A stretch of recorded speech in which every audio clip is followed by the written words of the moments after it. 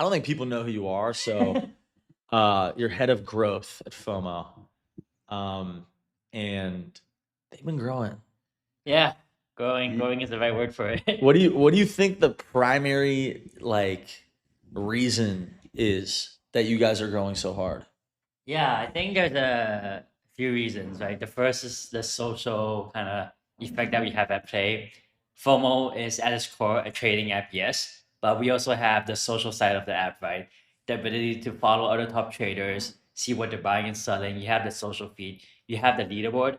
I think for us, that's like a really big factor in why people want to come on the app because even though FOMO stands for fearless of missing out instead of fear of missing out, Oh, people see these other people on the platform, they see the other people on the leaderboard, and they kind of want to come onto the app to make a name for themselves, right? So that's number one. Number two is just a product, right? If you go look at a lot of other products today, there's still a lot left for the on-ramping experience, the trading UX, like it's just not great. And there's a lot of design decisions that we've made in the product and the UI to make it the best product possible, right? It's kind of crazy to think that in 2025, the bulk of crypto is still traded cross-chain by going to the bridge, sending the ETH, USDC to some other chain, having to get some crazy. gas.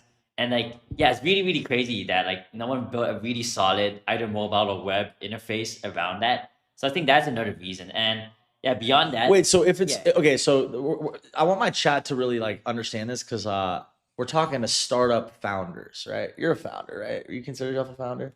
We'll consider him a we'll consider he's early enough. I built a startup in the past in college. So Exactly. We're talking to startup founders that are early, right? And it's like we want to learn about if you're going to build a startup, how to think about this stuff. You're head of growth. yeah, You just admitted that so much of the growth is dependent on the product.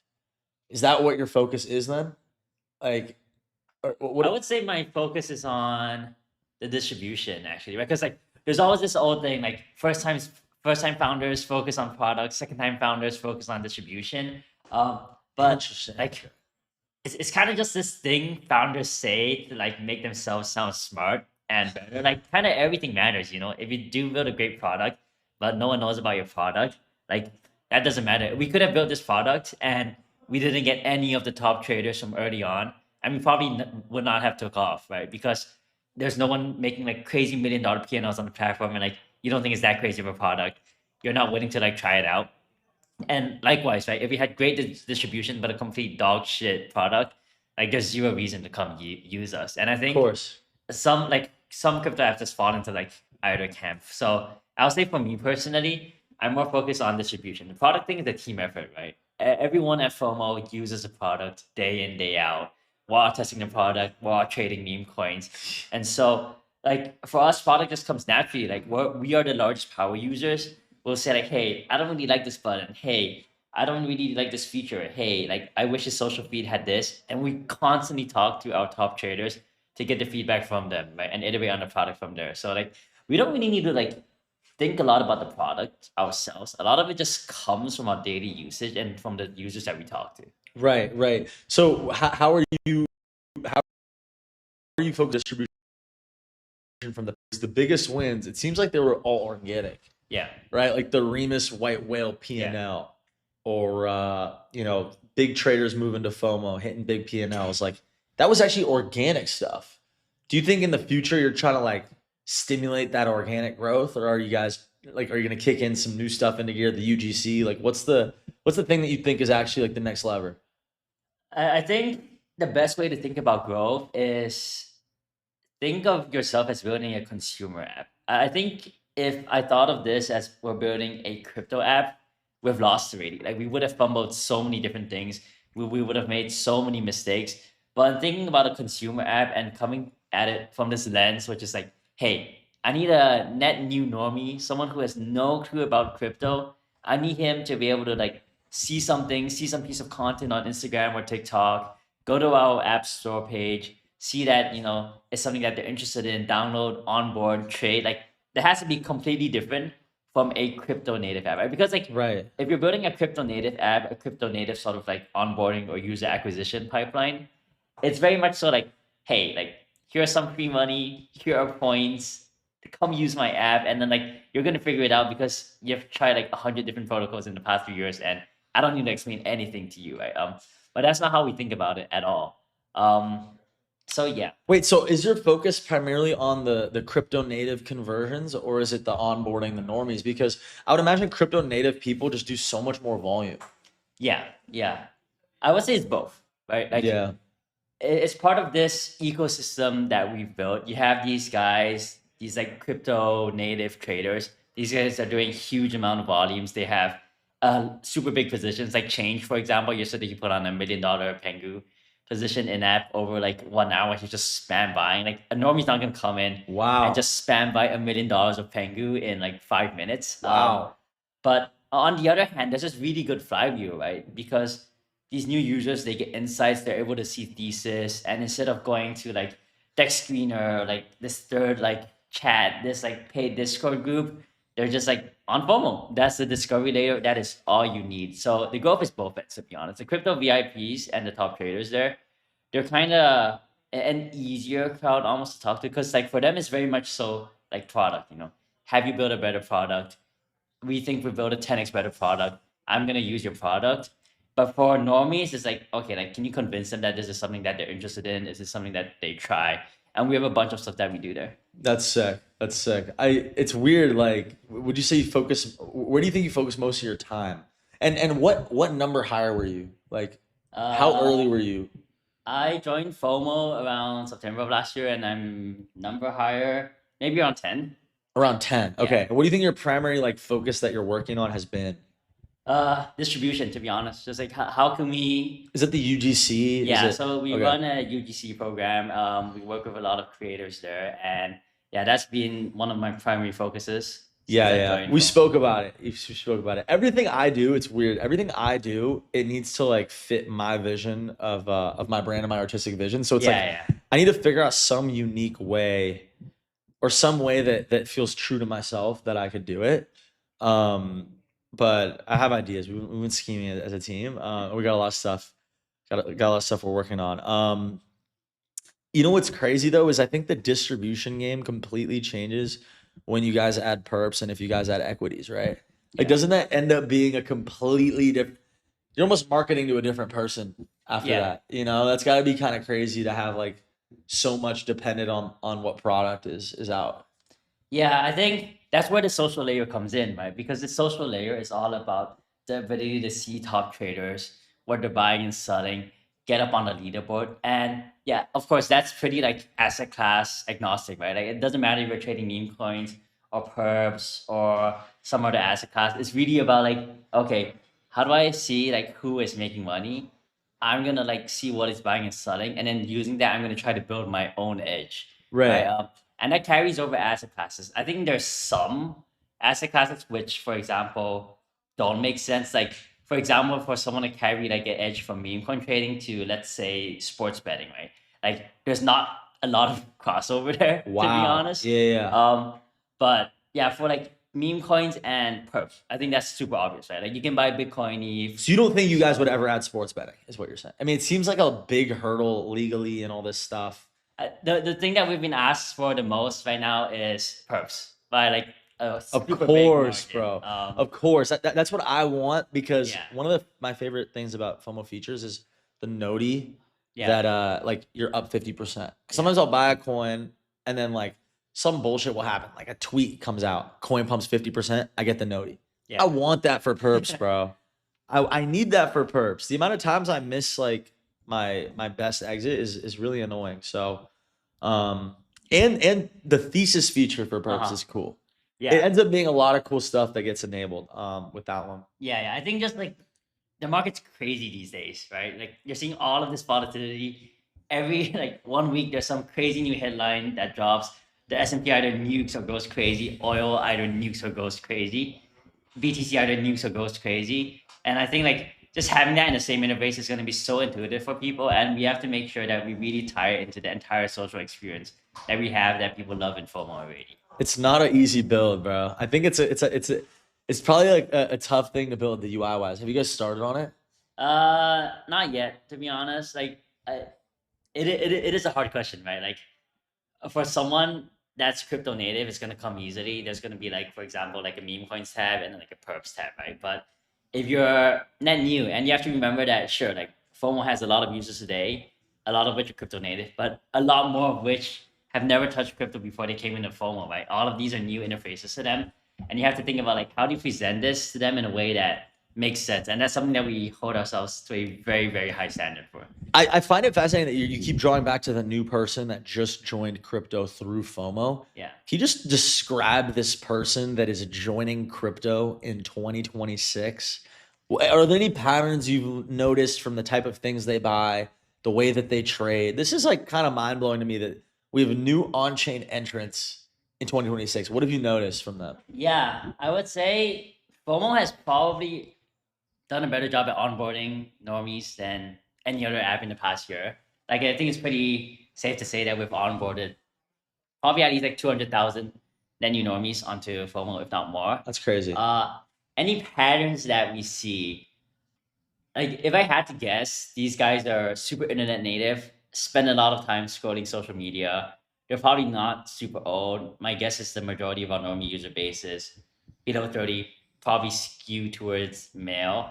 And yeah, like some of these guys are surprisingly sticky, like they'll come on and they'll do like an ungodly amount of swaps in 3 months. Like they'll Wow. do like 1,000 swaps and they'll just like trade and trade and trade. Is it meme coins? Is it like Punch? Yeah, Punch the mostly monkey? mostly Yeah. meme coins. Some people do come to FOMO to trade majors. So if we see like on FOMO on like a Bitcoin like big green dildo day, like there'll be a decent amount of Bitcoin buy volume actually. So I think we managed to like penetrate that side of crypto too. But yeah, like these guys, some are degenerate, some are sort of conservative. You get the whole spectrum, to be honest. Nice. Oh, that's sick. Chat, any thoughts? Any thoughts? What's the team like? Does everybody kind of work on their own and grind on their own little passion projects? Is it like super collaborative? Like, I've never worked at a startup, Yeah. so just it's interesting. If I had to choose like one word for the FOMO team, okay, maybe a few words. The first is like fun. Like you're in our office right now. You hear us laughing like half the time. We're like joking around. We're having a lot of fun just like building the product. The second thing would be high agency. Like I know it's kind of like a very like cliche word in 2026 in the age of AI. Like everyone's high agency, but yeah, people on the FOMO team just figure shit out. Like we'll see Yeah. something, we'll fix it. Like there's no hand holding. There's no like, hey, like, can I get permission to do this? Like, just test, launch, iterate, ship, and yeah, we just figure shit out and ship. How many are actual people that can engineer? Like, Probably around like 5 or 6 today. okay, But so if there's something that you hear about that you want implemented, you're what are you doing? You're going to one of the engineers, or you're going to? no, I just cloud code. Like, if I want a Oh product wow! feature, like, I'll just go to Cloud saying like, hey, help me implement this. So, for example, I want like a new token list on the FOMO homepage where like sometimes we feature like a few tokens in the list. I just cloud code that. Wait, what? You guys is that insane? You guys use Claude Code for FOMO? Or like like I mean, cloud it's code, the Codex, like whatever AI coding agent of your choice. That's incredible. Yeah, because Wait, like because this is the best fucking crypto app ever. It's so smooth. Yeah. It's built by AI. Some of it. like the core of the app is built by engineers. Of course. Like of course the important stuff like we're not just gonna yeet out using Yeah. code. But yeah, like a lot of the small things like changing something. A token list is exactly. Adding like a token list, like Holy yeah, crap! that's Oh my pure God. AI. Like if this was 3 years ago and I was in my job today, I would need to like bug an engineer, I would need to bug a designer, I would need to like loop in like some like PM. But today I just go to Cloud Code saying like, hey, here are the CAs, I wanted this token list, help me create this token list, and like bam, that's it. And then Wow. it shortens down the sort of like go live period from I don't know, let's say like 2 days. And you're someone who can't code.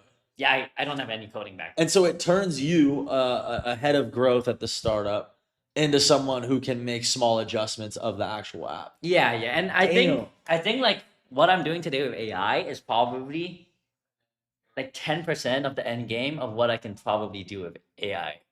Right? Wow. Like the end game is like I can run experiments, I can A/B test in the app, I can launch entire new product features in the app myself. I can change things around, and perhaps like the end game is like that's all automated. I don't even need to do that myself. I just tell Cloud every day like, hey, like figure out like the best experiments to run and run them, and like that's it. I just sit at my desk for 10 hours. Wow. Okay, that's super cool. I actually think think that's awesome.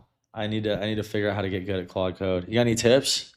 Just try things, like obviously, like every time I ship something, an engineer will review it because like I can't just merge it knowing that like it might break the app, and like the app uptime and performance is really important for us, right?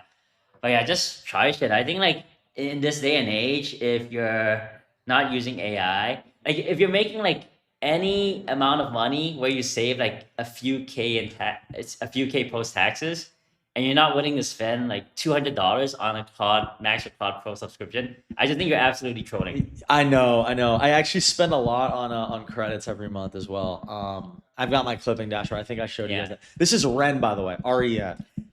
I don't know your Twitter. My Twitter is RENYUKONG. He's got the FOMO badge. If you look Yeah, I through the got FOMO FOMO badge. badges, someone said they want to see your watch. What is Let it? me let me take it off. It's a Seiko watch. Wait, that's actually. I went how do I get this? It's not like a. It actually seems like a nice, like a really nice version of like Yeah. this type of watch. I So like it.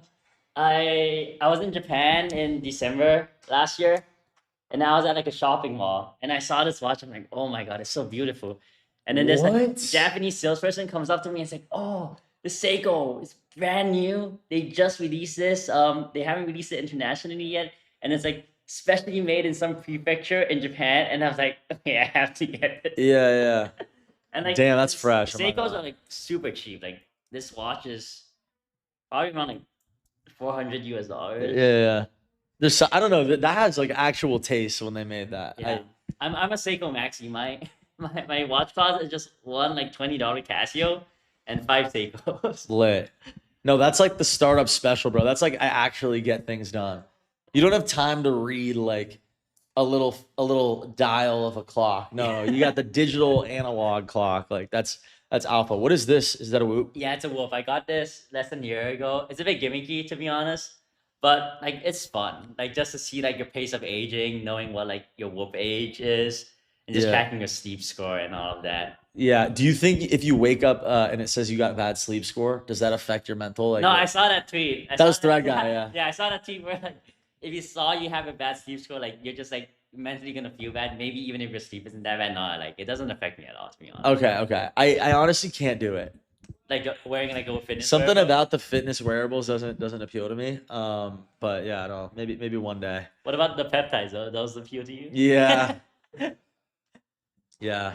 Well, it's so important. People don't realize like it's I'm on camera every day. Yeah, that's true. So it's like, You bro, gotta sit in front of like it, I that's have all. to max.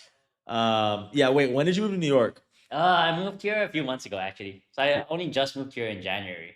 Okay, so you're doing remote? Yeah, before that I was working remote for a bit. Nice, nice. What do you like about New York? Is it a W? God, New York is exciting. I think like I came here like the first time I came to New York was like 15 years ago, family trip, visited like the Statue of Liberty, and then like went up to the Niagara Falls. I don't remember Yeah. anything about that time, but then I came back to New York. I think maybe 1 or 1.5 years ago for a conference. That was Solana Accelerate maybe, or maybe like a conference before it, and I was like, dude, it's like such a cliche thing to say, but I was like, the energy in New York, like it's there. You want to grind. You want to like do something big, and like you kind of just want to like move faster. And I think that's partially a function of New York, but also just like the FOMO team, right? Like it's so great coming to hang with them and work with them every single day. Were you like thinking like I want to join a startup, I want to join a crypto company, and then you landed on FOMO, or is it like you just saw FOMO and you're like, I need to see like what's the like the decision tree? Yeah, I mean, I've been in crypto ever since I graduated college, around let's say like 4.5 years ago. So I've always been in crypto. I think the decision for FOMO was like, Where'd you work before? yeah, okay. So let me give you the kind of resume. Before Yeah. I was at Eclipse, I'm sure everyone's familiar with it. Okay, so you know Sydney? Yeah, I know. Okay, Sydney, okay, I know yeah. Sydney as well. So yeah, before that I was at Eclipse, and then before Eclipse I was at this company called Blockworks, and I was working on the research team. Uh-huh. I think they just announced a raise today. And then Wait, before that, Blockworks is that research? yeah, so they used to be like a media and events and company, and now they've sort of pivoted to a data and research company. And Okay. they're trying to become the morning star of crypto. Okay. Yeah, and then before that, like while I was in college, I was just working for a super small like crypto hedge fund. I was kind of just managing this on-chain portfolio. I was in college. They decided to give me like $13 million to manage, and I was just like What? yield farming on chain the whole day. So yeah, that's kind of been my crypto journey. But to get back to your question, why FOMO? I'm not a good meme coin trader. Like I suck at meme coin trading, and my kind of like largest missed out trade was I round tripped my entire Bowden bag and like back Oh, it to zero. wait, what'd you buy at? I bought it at 50 mil, so like Oh, not early, but in dude, size. what? It went to 1 billion. That's Yeah, crazy. Oh my and I think gosh. I round tripped like probably like two houses, and then I don't know how much it costs in America to be honest, maybe one house. But I round tripped that. And then I was like, oh my God. And I just never traded after that. Then I got to talk to Say. I got to meet the FOMO team. I used the FOMO product. And like after a while, I just like was sitting at my desk and I'm like, dude, the FOMO app is so addicting. Like Yeah. I promised myself I would never trade again. And it's gotten me back in the trenches. I want to learn. Like I'm trying to find my edge again. I'm looking at the top traders. I'm getting their notifications. And this is like for lack of a better term, just a fantastic product. Like if it's gotten me, someone who swore that they would never trade again to trade again, and it's actually made me a sticky meme coin trader.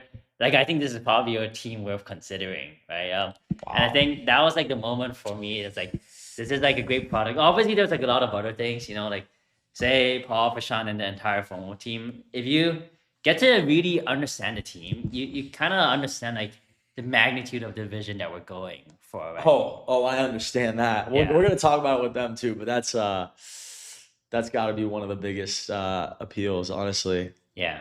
The upside is immense to everybody who could be a part of it. It's fun. Where'd you go to college? They were asking.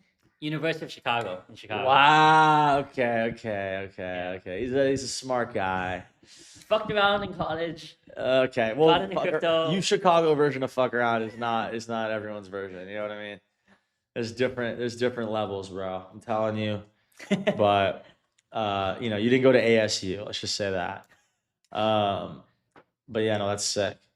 Um, yeah, I don't know what else we could talk about, but because I there's mean, yeah, some. like if you guys have any questions, okay, like to be honest, I'm looking at the comments. College doesn't matter at all in this day and age. Like maybe it mattered 5 years ago, but like right now, just go do shit. Like I don't think anybody cares about your college. What do you think mattered more than college in terms of like you being able to get a good position that you like Now, and get good jobs? Yeah. I think the thing I always tell people is like find a job that you want to do and just do it, right? Like it's not really hard to go find like someone that works at your dream company, and then let's say you want to go do, I don't know, like business development at Anthropic, for example, right? Just come up with a business plan. Fuck, use like Claude for it. Come up with a business plan. Like put some thought into it. Have some original ideas. Send it to some person that works on the BD team at Anthropic, and you're probably ahead of like 99.5% of the people, right? Like I get a lot of shit for saying this, but like job searching is not that hard. It's largely a skill issue. Wow. You have to figure out which one you want and attack it really hard, Yeah, basically. yeah. Wow. Okay, wait. It's a skill issue. That's funny. I think people just aren't they aren't what's it called?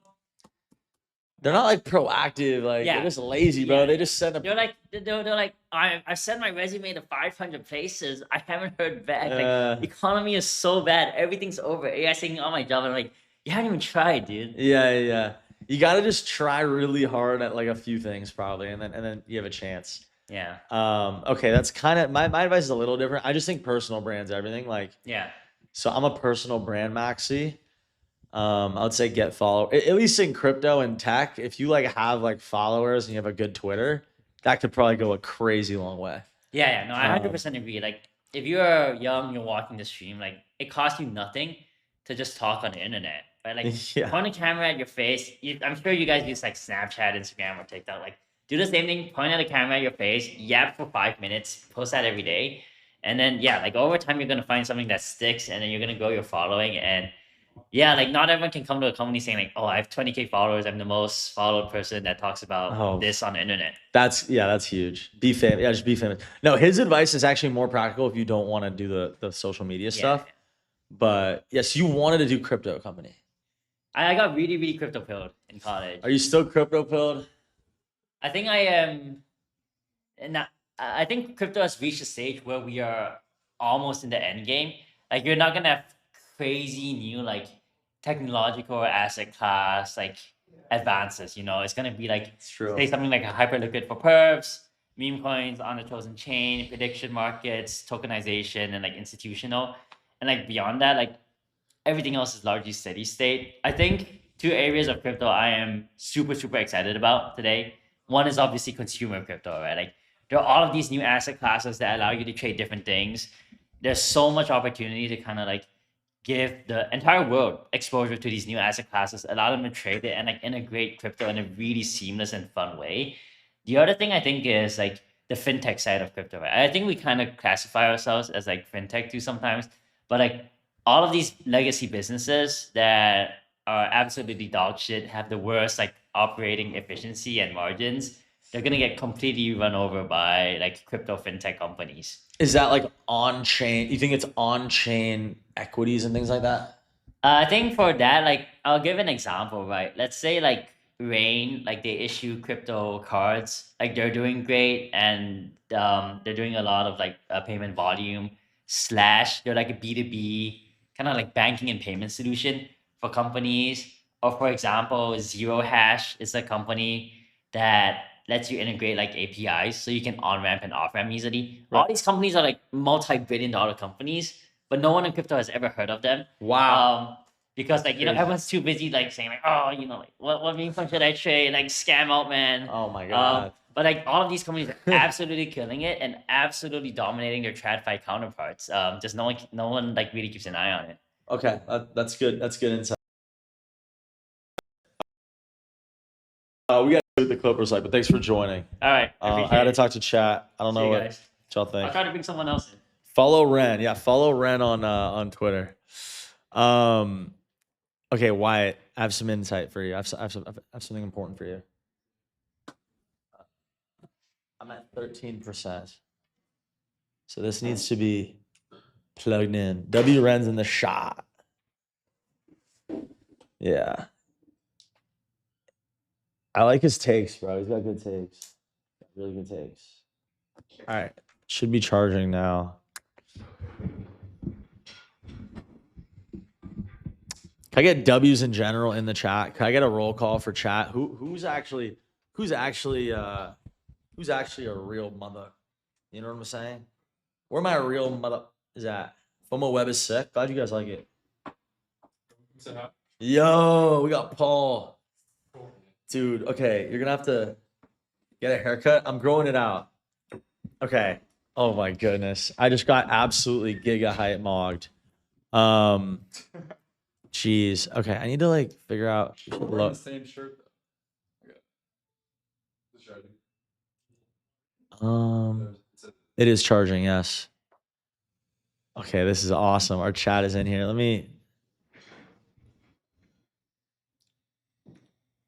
Why is he undressing? No. All right, Paul's the man. All right, I'm gonna glaze you a little bit. Not glaze, but I think you're potentially, you're a big founder. I think you're potentially on your way to maybe being a billionaire, bro. I'm not gonna lie. It's possible. You ever think about it? You ever think about the fact you might be a fucking billionaire? You ever think about this, bro? Yeah, I mean, it's funny people you being so blunt about it, but I think it's not, and I'm not just like saying this to like blow smoke, selling the company, like what the end goal is, etc. And like Mark Zuckerberg has a famous thing on this, and we feel the exact same way. It's like if you sold Facebook, what would you want to do? Well, I'd want to just like go start another social media company and do the exact same thing. And the team, you felt just being here, like the electricity in this office, and it feels like we're on to something very special. And I think this is just the beginning of what FOMO can be and its potential. So just getting up and coming to work every day and just getting to work with like an amazing team on something that we're really stoked to build. I think that's what gives us drive. I think that the more money, more problems is kind of true. So like, I don't know. I don't think it's like only upside that people really think it is. And I think like actually staying grounded and building the thing in front of us is actually the thing that gives us value and excitement. Right, right. Why did you decide? Okay, because a lot of people are going to be interested in making a company. I've never founded a company, but maybe I'll be a founder one day. So I got to learn from actual successful founders, you know? But like, what made you decide to choose this? Like, how do you know what you want to build Yeah. from like, before you even started? How do you know what startup you want to build? Yeah, so I think the journey was a little different from Say and I. I think I was excited about building something, and this is why I like was in TradFi for 3 months, and then instantly went to DYDX to build a team out there because I love building actual things that people will use, and it was very much an institutional product. So we wanted to build something more retail. So we knew from the beginning we wanted to build something that like our mom could use, our dad could use, our Wait, friends could use. DYDX was institutional? That was very institutional focused. Really? There was retail, but our job there was just getting market makers to provide liquidity there. And even on the taker side, most of it was institutional volume. Yeah. Interesting. Okay. And we wanted to use something, build something that like everyone could use. I think that gave us a lot of excitement because we just have a lot of love for building something from the world. I think it's kind of like a gift you can offer. And when we started building FOMO, Say was a big trader and he was trying to onboard me to trading, and the experience was absolutely abysmal. It's like you need to follow these people, you need to get this Telegram bot, you need to get this Import the wallet tracking. yeah, It's you like, make oh like my God. sandwich, like slippage settings, like MEV protection, so you don't get sandwiched. Is absolutely abysmal. Yeah.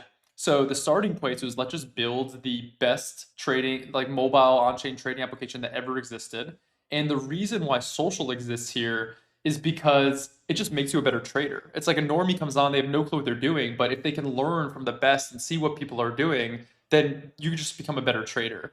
And Wait, now the vision's a lot larger than Why that. do you think it's been so many years with crypto before like a FOMO was built? Because like honestly, like after seeing FOMO and using it, it feels like so obvious that it should have been something that existed. Those are the best products. It's like in hindsight, it's so obvious and it's crazy that it didn't happen. And I think it's just our attention to detail in the UX. I think FOMO has a very liberal arts feel, like our branding and the attention to detail and even the colors. We used to spend so much time on just like picking the colors. I think that's really important. But on the infrastructure side, there's a lot that's just being built in real time that never existed before. So like Privy is a few years old, but like embedded wallets is a very new technology, which you obviously need for something like this, right? Yeah. Our cross-chain solver, which allows you to swap from one cash balance on Ethereum and Solana and other like EVM chains, that's built in real time with us and a partner. So a lot of the stuff that enables FOMO just didn't exist a year ago. So I think that was a big reason. A year ago. Well, it's been out for We're like a year and a half ago. Well, a year ago we launched, we only had Solana, right? We didn't even have the cross-chain swaps. okay. So G-Main's saying what caught his eye is the unified balance. Yeah. Yeah. Yeah. 100%. I think that was a huge level up because it was really hard to like in previously you needed separate balances on every chain, or you needed to bridge, right? So either one, you miss the coin because it takes 10 minutes, or two, you have your capital fragmented, which is super inefficient. So for capital efficiency, you just want one balance where you could trade on any chain. And when we first launched multi-chain, we didn't like see immediate traction, but then What was the over first time- chains you added? We added Base first, then we added BNB, and then we added Monet. Okay, so why did you go base and then BNB? Yeah. You could start there. Why did you? Yeah, I mean, so the goal is for us to have, I was talking about this, the goal is to have every single chain. And it's unfortunate that, like, for example, a lot of people want to trade ETH mainnet right now, we don't have it. Yeah. I think, like, hopefully the next 6 to 7 months, we will retroactively basically have support for any chain you want to trade. And then going forward, we'll be pre-launch on any chain that is added. So the goal for FOMO is literally every asset on any chain is there, so you never miss out and you have access to every asset. It's kind of similar what happened with Binance, which is what's happening with ETH now. There was a Binance season, right? And like things were kind of popping off and we caught it in the middle, right? So it just those assets became really popular. But when we launched Base, Solana was probably 95% of volume on chain. Base was maybe like 4.5%, and then like everything else was like Binance, everything else. So if people are not even trading these coins, why, right? But then you have these seasons like right now, ETH mainnet's going off, and yeah, I wish we had it. I think we had to ship our web app today, and we had to be all hands on deck for that. But very soon we'll have ETH mainnet. Yeah, why is ETH mainnet something that was like difficult? Was it uniquely difficult for you guys to add compared to Binance, or same? No, it'll take us about a week to add it. We just Okay. had to be like full hands on deck on web. Like That so, makes like sense. when we start building, it'll take us about a week. There are some things on ETH mainnet. Obviously, gas fees are extremely high there, and we sponsor gas for our users. So you want a good experience where like I don't know, you could be paying $20 to $30 per transaction on ETH mainnet. It's crazy, and that's why all L2s Oh. are built. So there's some stuff for us to work out there. Yeah, I think the chain seasons were a huge explosion for y'all. Like the fact that you guys Yeah. had base when you had base ended up being huge. The fact that you had BNB when you had BNB ended up being huge. What really sucks for us though is that we have all these loyal FOMO users and they want to trade ETH mainnet, and now they feel like, oh, maybe FOMO doesn't have everything, and that's like the last thing we want. I Yeah. think for us to win is we can listen, we'll add perps, prediction marks, all these things, but for us to win, we always need to be focused on chain, and we need to have the best on chain trading app that ever existed and have every chain available. So yeah, sorry for like the people that were disappointed on that. We're gonna add it soon, and like hopefully in the future you'll trust that we will have every chain and every asset on every chain. Yeah. I've got notes on my iMessage, by the way. Don't think I'm doing stuff. Okay. People want to know perps. This is what Ren said was the most requested feature out of every feature. And have you built perps before on DYDX, or was that not your job?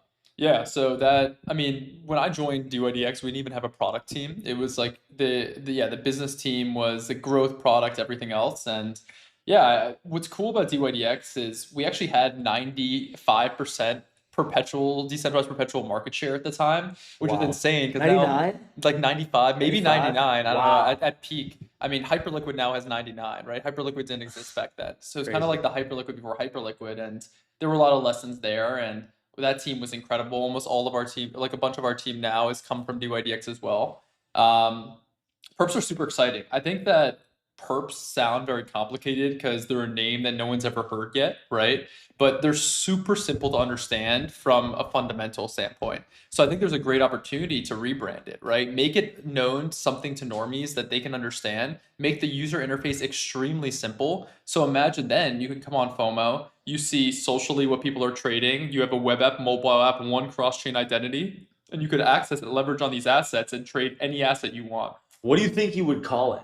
Like, what do you think the tab? We for already perps- know what we're gonna call it, but I'm not. Would you say that's TM. No. Would you tell me off stream? Yeah, off stream. I'll tell you. Okay, because this is like some Steve Jobs shit. Like, you know what I mean? It's like you're gonna name perps, and then it's like it will just change the name of perps forever. Because like more people will probably use FOMO than the HL front end maybe someday. So Perps is just such a complicated thing to understand. Yeah. Like from it just like scares people, and then also under the hood, if you're like thinking about what perps are, is like for example, on options, you need to understand the Greeks. Like you could actually buy a call option that's pretty close to expiry. The stock goes up and then you still lose money because Yeah. of time expiration. Perps are just super easy to understand. There are some complicated things like funding and like liquidation that you have to like make people aware of, but you can explain it in a way that's easily accessible to everyone, and that's the goal. sure. When it comes to building a startup, do you have any? Can we talk about like? So I think you have 16 people, 20 people. Yeah, 16 or 17. Yeah. Okay. What's it like in like the early stages? How do you know when you need to hire more people? How do you know if you need to raise money? Do you have any insights on growth from like building perspective? Because someone in my chat is gonna make a big startup one day. I know this. 100%. Yeah, I think there are a few things. So one is people are everything. Like the people are the company, and like talent is everything. So yeah, each person you hire is super important.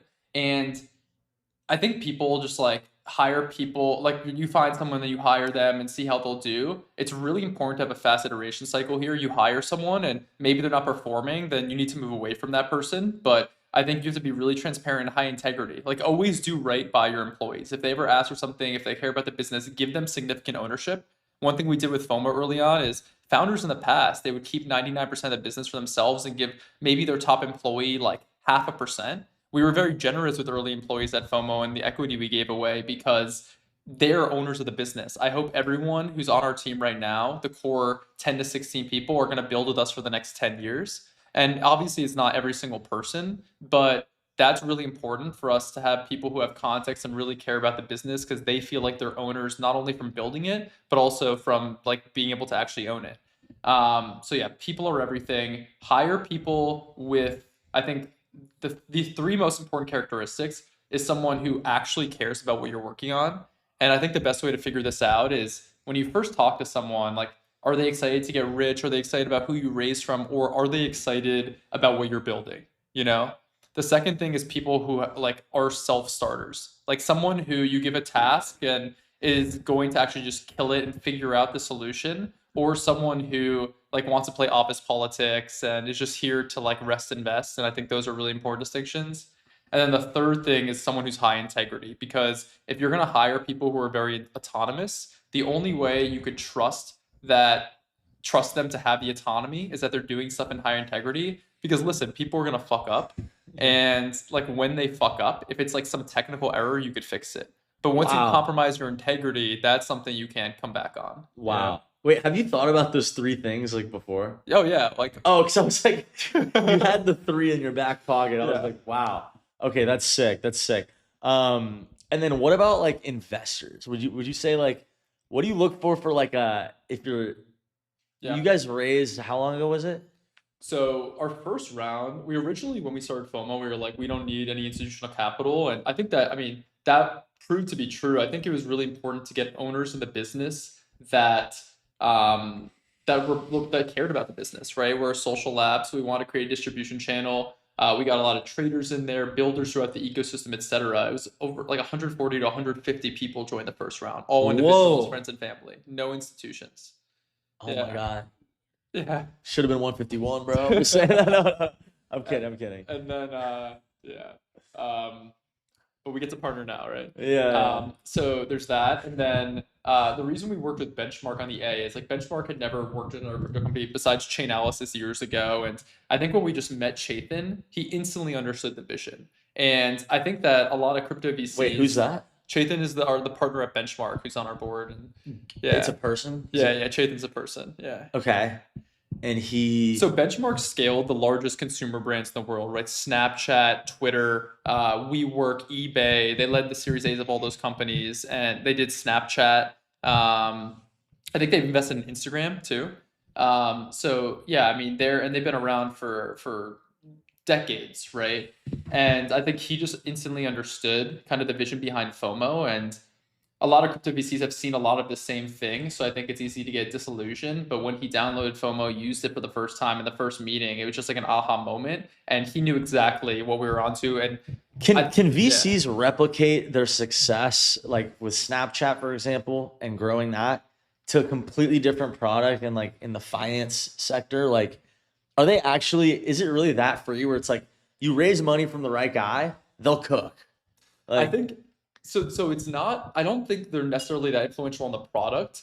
VCs just have experience scaling similar companies. So for example, I think like he's trusting the founders to build a product. He doesn't give influence on the product. He just trusts us to output. But in the company building side, he's seen and scaled companies who have the aspirations to reach the distribution that we want. Like it's insane. Like Snapchat, I think they're trading pretty low. Snapchat is 500 million daily active users. what? Yeah. And it's insane. So like what? yeah. Dude, the Still. steamers need to be wrangled. They need to be stopped, dude. What? Oh my Yeah. goodness. Okay, how many does FOMO have? Could you say? Or FOMO has 500,000 all-time users. Daily actives are probably 80 to 90,000. Wow. So we're very early. oh, this is the FOMO might be- founder. Someone asked, by the way. It's Paul and do you say the third founder's name? Or Yeah, Prashant. Okay, Prashant's the Prashant, last one. That's Say and Paul. Okay. I might be undershooting the daily actives. It's somewhere between like 90K and like 120K, I believe. Wow. I believe. Wow. Okay. And what do you guys need to continue growing? Is it the just capital spend, input, output? Like, what do you think is necessary? Because yeah, I don't know. I don't think it's a capital constraint. In fact, FOMO has actually spent $0 on marketing. I mean, so we have like some UGC creators that we pay, but we're spending Rasmus sponsor. yeah, we're spending like 30K a month on marketing, right? So there's a lot for us to ramp up there. Whoa. But I think just like you want a lot of organic distribution. Like for example, a lot of crypto projects, they do a points program, they pay users, etc. a lot of people have just loved FOMO, so there's no incentives there, and we want to keep it that way. Like maybe we'll do some paid marketing, etc. But I think brand building takes time, right? Robinhood's been around for 15 years. Everyone knows what Robinhood is. FOMO's only been around for 10 to 11 months. No one knows what FOMO is yet. Right. No, I mean, the average person doesn't know what it is, Yeah. but that's huge. Okay, so can we talk about token? Because And better market conditions. That's right. so DYDX had a token. You came from DYDX. Yep. Other companies in crypto have tokens. Some people don't.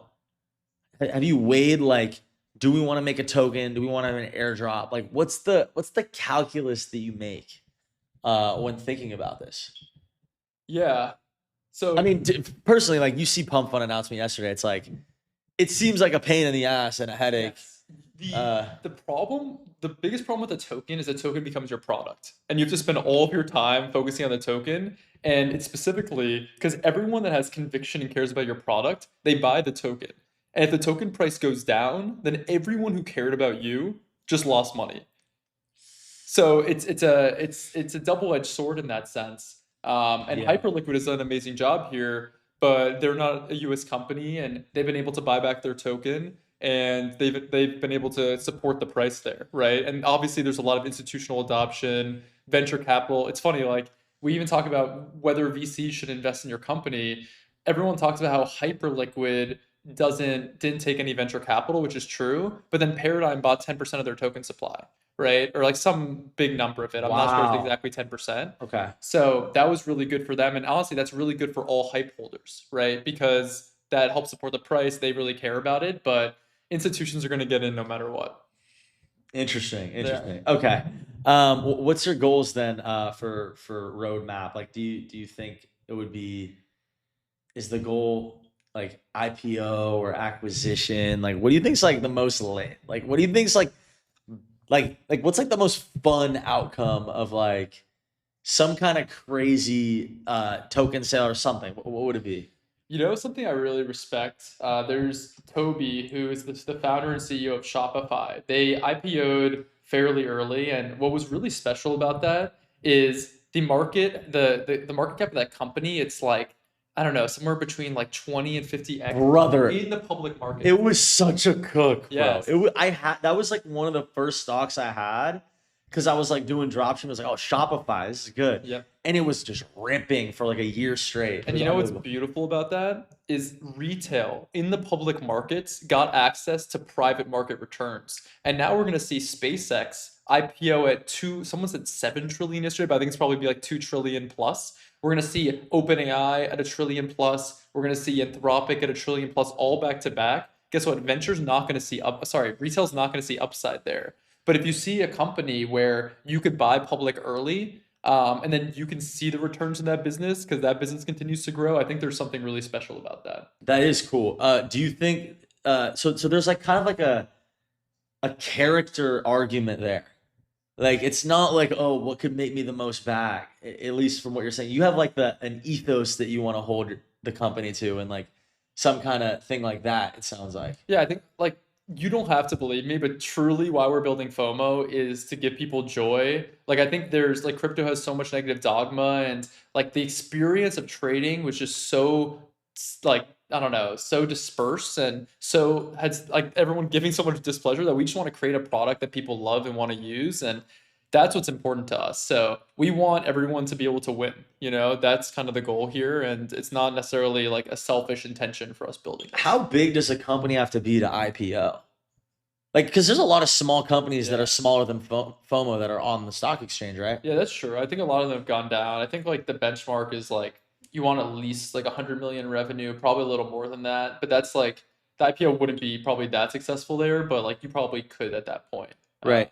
I think also if you, I mean, this is like probably, like, this is not like fucking happening this year or whatever. Like it's like years away.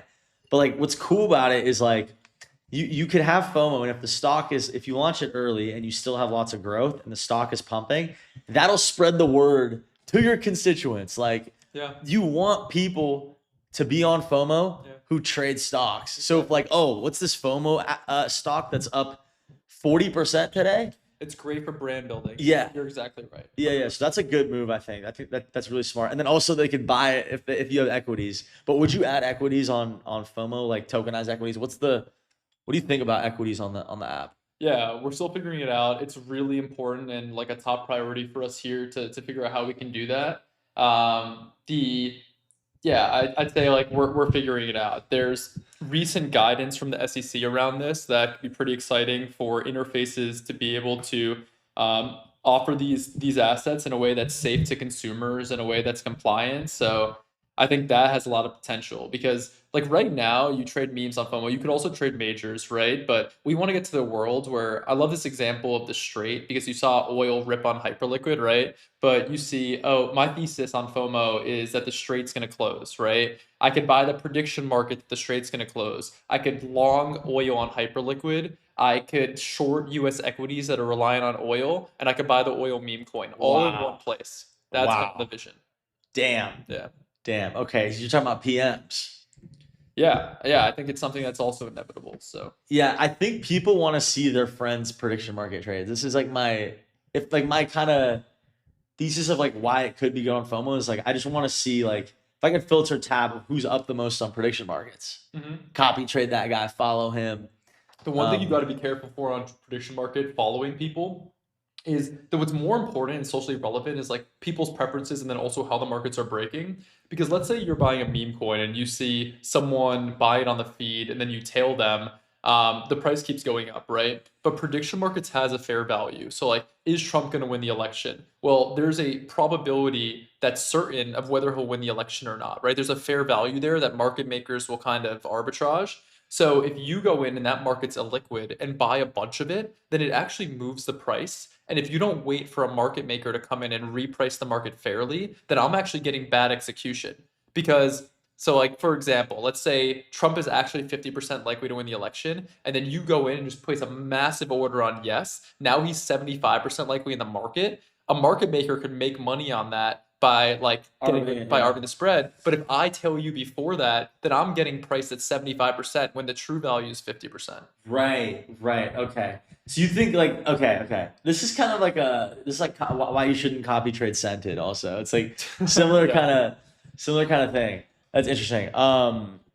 Yeah. Well, have you thought about which partner for at least perps? Like, would you guys use Hyperliquid? Because like I'm gonna advocate for that. You know what I mean? I'm always gonna advocate. Hyperliquid's great. I think their builder codes are amazing, and they've kind of proven to be like the avant-garde of like decentralized perpetuals at this point.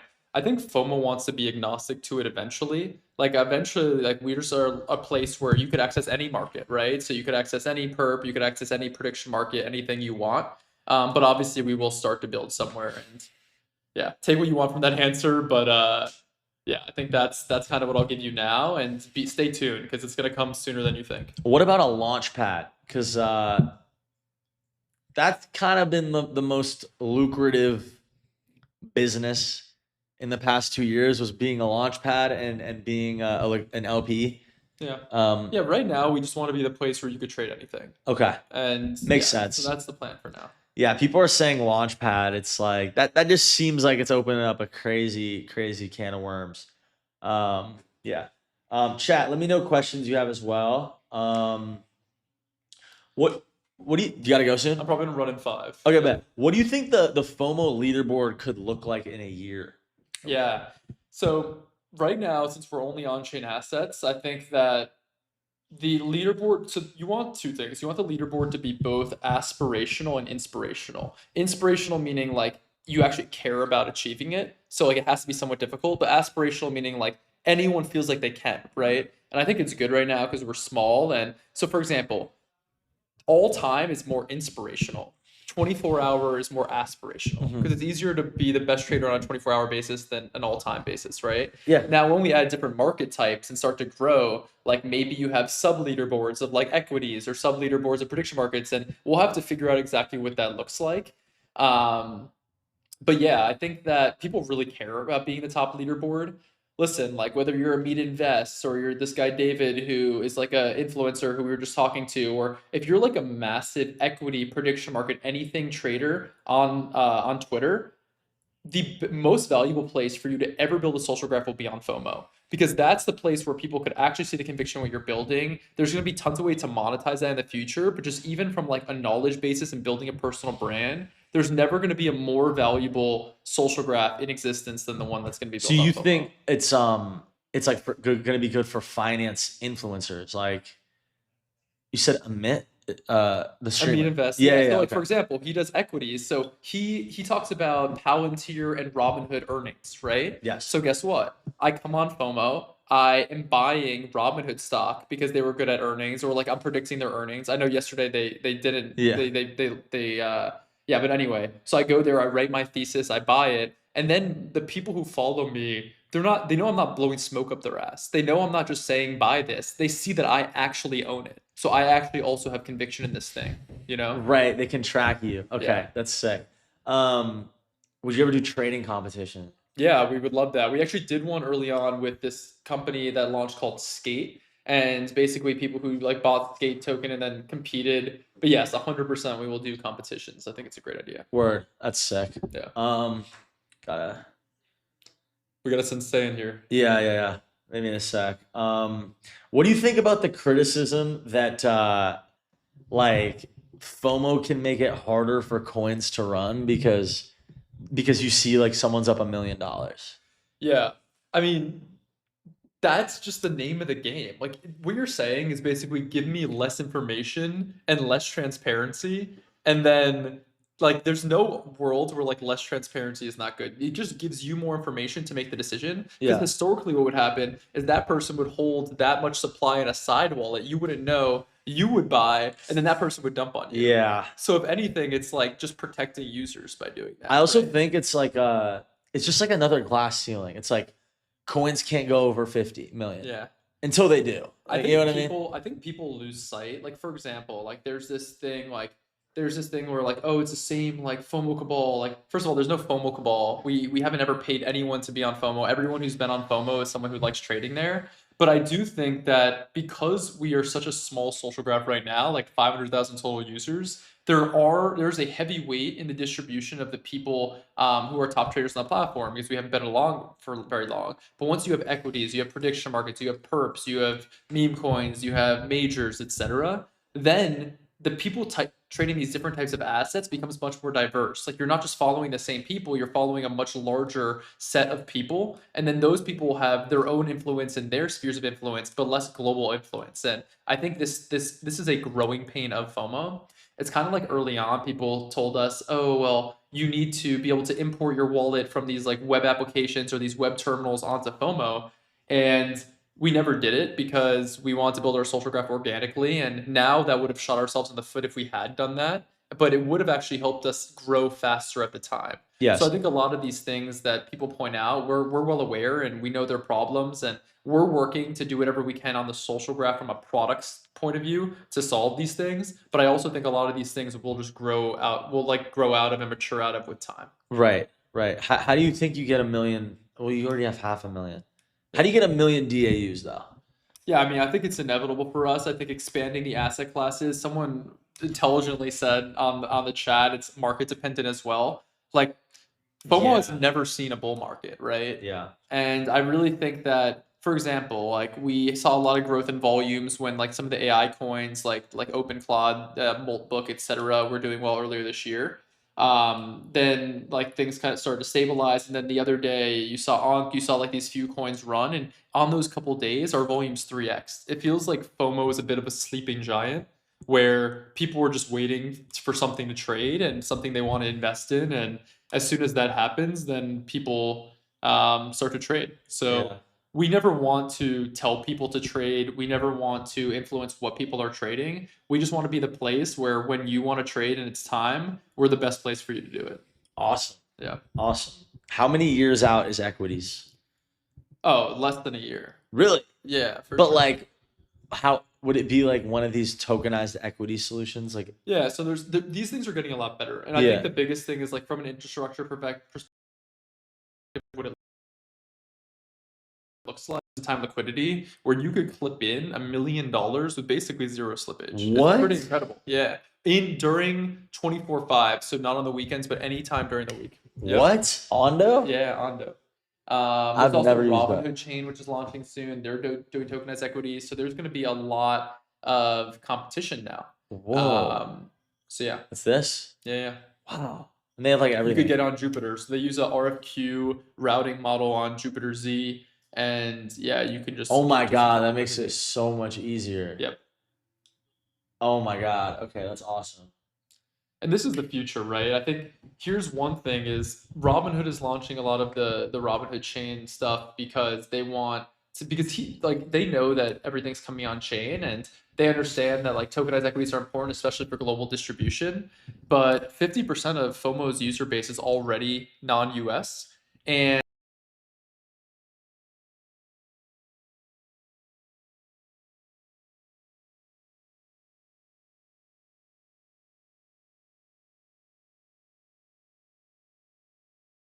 What? Is that real?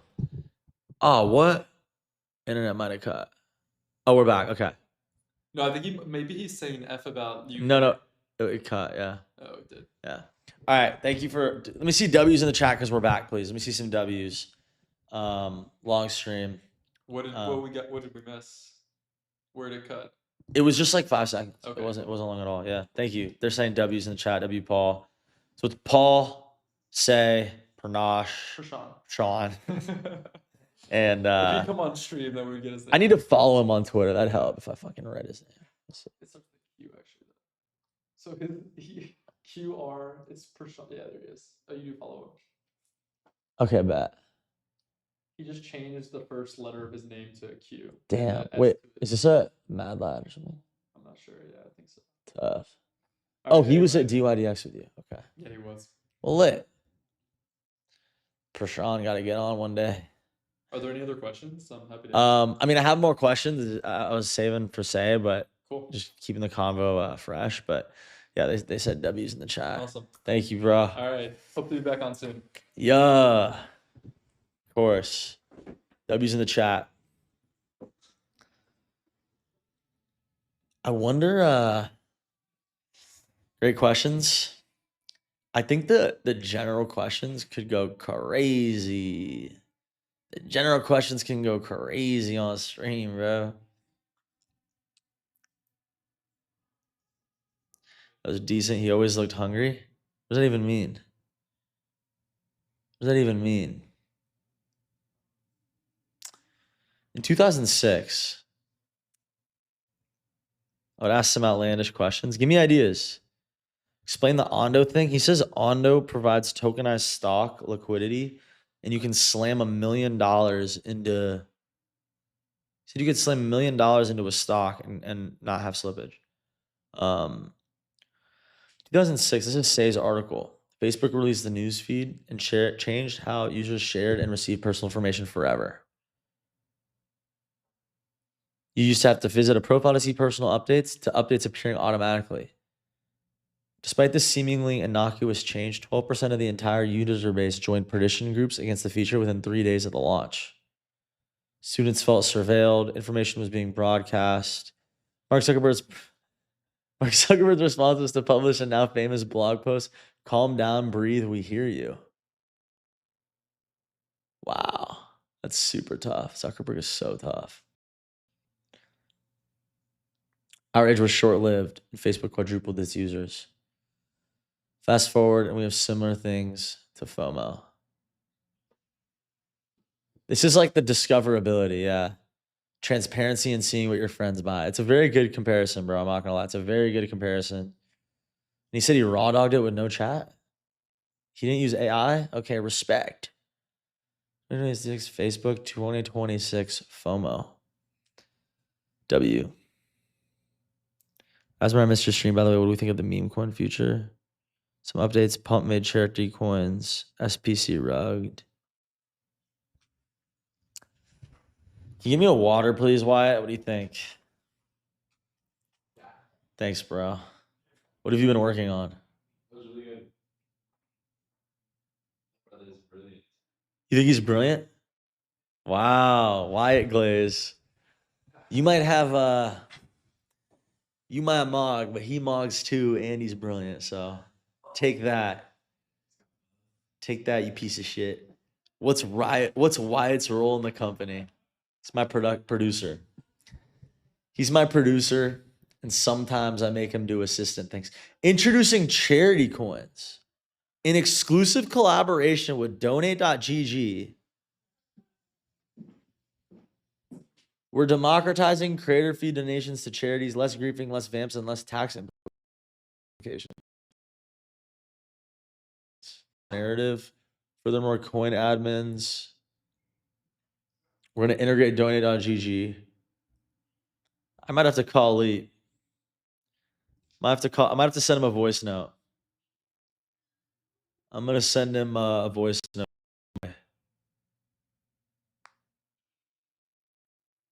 Put W's in the chats.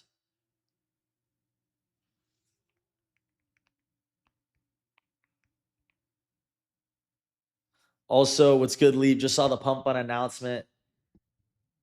Congrats, bro. Congrats on the Pump Fun collab, man. That's huge. And also, my chat is spamming W's. I got some W's in my chat for you right now. W Leap for the donate.gg Pump Fun collab. Let me know. Let me know what your strat is, though. I need to know your ball knowledge. All right, we just sent a message to Leap. He's working and grinding on donate.gg for a while. And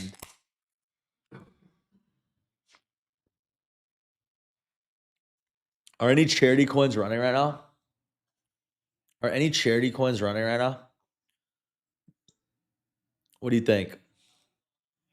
Tokens.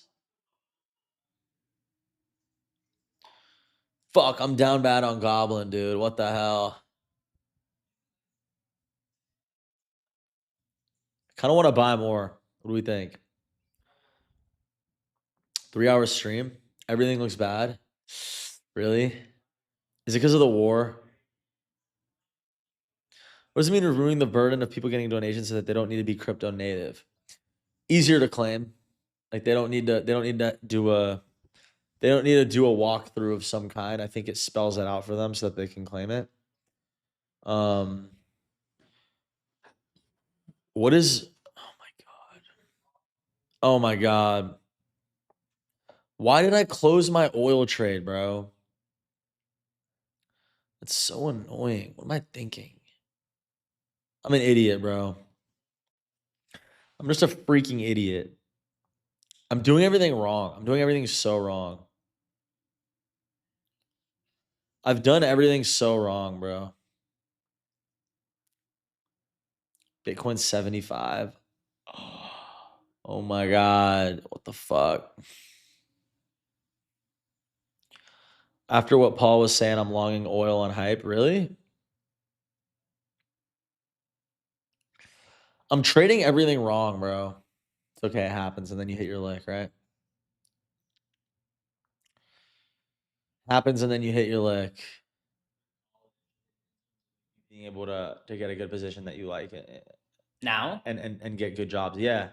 I think the thing I always tell people is like, This is like the hot take of the stream. find a job that you want to do and just do it, right? Like it's not really hard to go find like someone that works at your dream company, and then let's say you want to go do.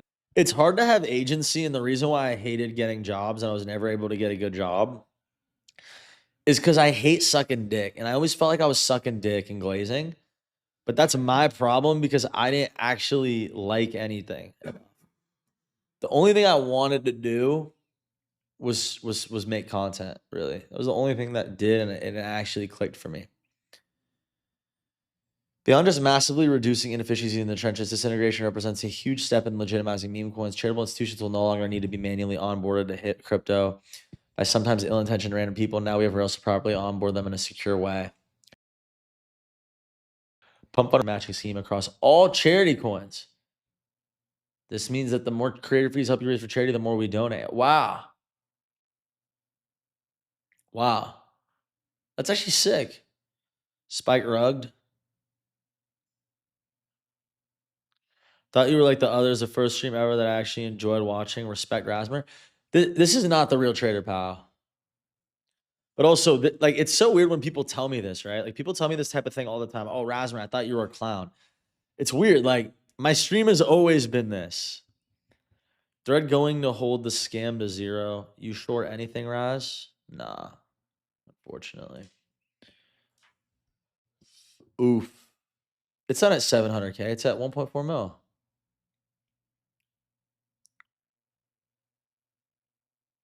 Wow.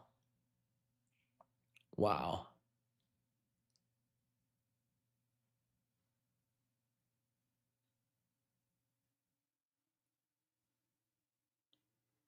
Oh my God. Oh my God.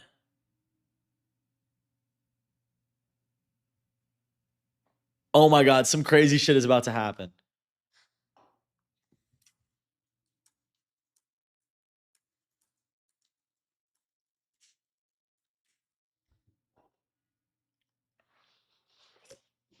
Some crazy shit's about to happen, guys. Some crazy shit's about to happen. I'm just letting you know. Some crazy shit's about to happen. Everybody stay tuned. I can't say what it is. I really can't say what it is, but trust me, you're going to want to stay live. I'll be the first to see it. I'll be the first to see it. I'm telling you, this is going to be crazy. Diet Coke maxing. Yeah. SPC? What's SPC?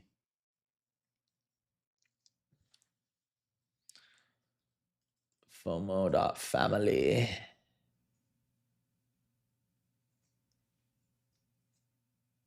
What is SPC? Is that St. Jude? Is that St. Jude? I'm buying. Is this a St. Jude coin? They're matching donations. Is it St. Jude? Is this SPC? My boy Leap. I don't care. It's my boy Leap's project. I'll fucking donate. I'll donate. You know what I mean? The Twitter says parody page. It doesn't matter. As long as the fees are using donate.gg, it doesn't matter. You gotta understand, this is Leap's chosen charity, bro. This is Leap's chosen charity. It's my boy. Supporting St. Jude with every buy. I don't know. Someone needs to do the due diligence, but I'm assuming it's a charity coin. Otherwise, I wouldn't have rugged. I'm assuming it's using donate. Don't copy trade me, guys. Don't copy trade me. This is my first trade on FOMO Web. No, I've been using it. Leap followed me before you and Thread Guy. Really?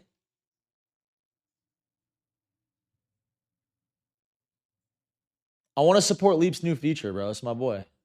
I don't care. Okay, 10,000. We got some big hitters in here, bro. Everybody's up. Everybody's printing, but I'm still getting liquidated. Motherfuckers are up like 2x though. They're not even up that much. Whole chat is aping it. No. Don't copy trade me. I'm gonna make a thesis because it's fun.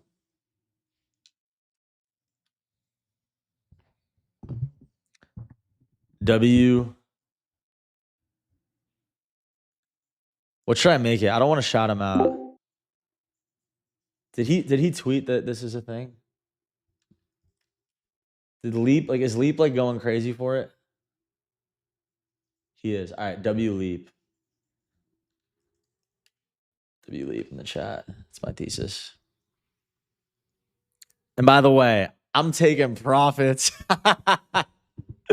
whenever I want, bitch. I'm taking profits whenever I want, bitch. Can we hit something, bro? Please? Like, fuck. Chat. W's in the chat for I'm just gonna sell whenever I want because that's what we do now, bro. We're living in a society. Let's see the feed at least. The thesis feed. No stops. Send this volume straight to 1 mil. W Leap. Winner question mark. Win-win. Even if it goes to 0, we donated to kids. It's true. Trades. People selling this shit. A lot of sells. I wish it shows the entry of like when they sold, you know, like when they bought. Maybe that's a good thing. I'm gonna go check on my garden. I want to see what the FNFers are saying. Let me see my Telegram FNF. Let's see.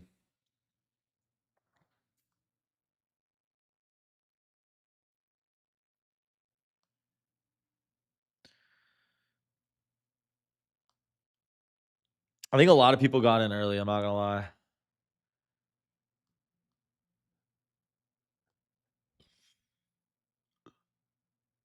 Fizwick. Fizwick is in the hideout. I didn't even know. What's up, man? Thanks for joining. Buy my bags. Buy my bags. Buy my freaking bags.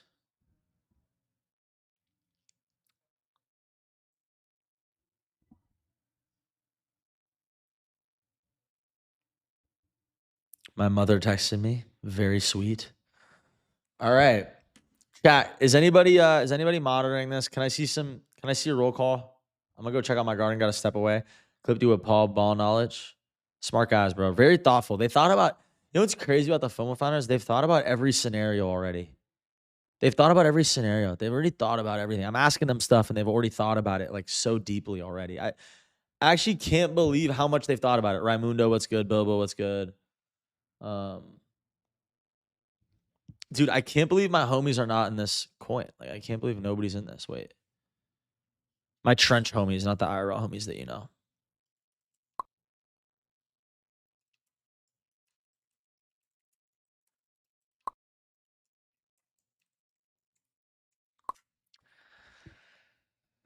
All right.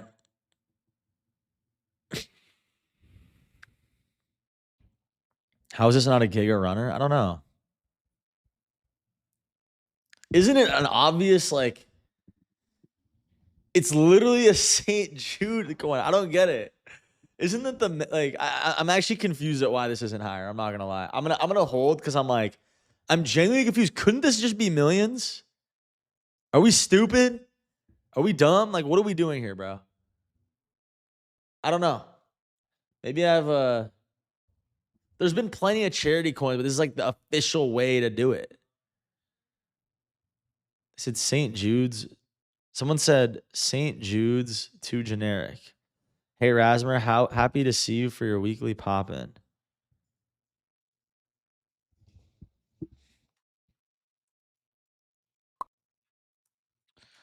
Motherfucker hates kids, bro. That's the only reason that you would ever like criticize this coin, bro. Is like you hate kids. Like that's dead ass the only reason, bro.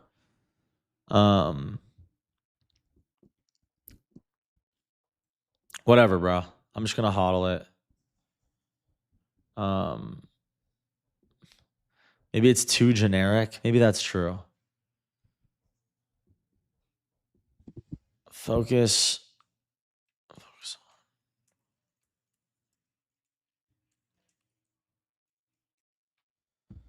Hey Jude. All right. All right, we're getting they got 8 off in this shit. They really got 8 off in this shit, bro. They really got 8 off in this shit, bro. You know what I mean? Chat, talk to me. St. Jude's community member is insane, bro. That's actually crazy work, bro. I'm not gonna lie. St. Jude's community member is probably the craziest thing you could ever type in the history of a chat. Like they legitimately need like they weren't even prepared. They weren't even prepared to even like think of this. You know? Think of this society where like that would be a sentence, you know? But yeah. Also, Pump Fund is matching donations that use this feature. That's not nothing. That's literally double the fees. It's double the fees going to charity if you use the feature. You ever think about that?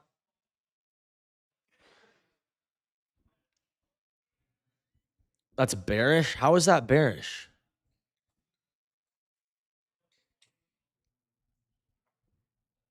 How is that bearish? What?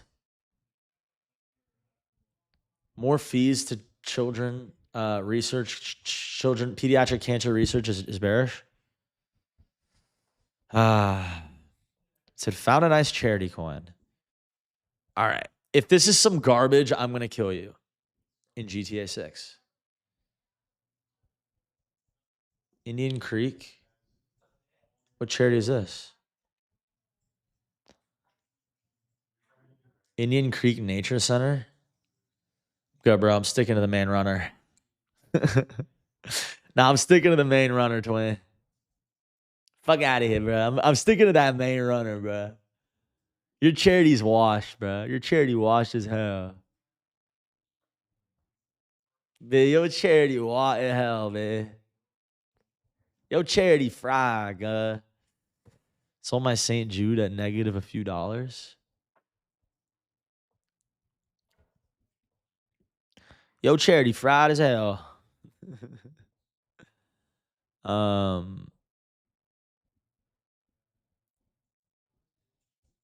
Wait, KOL scan? Is that real?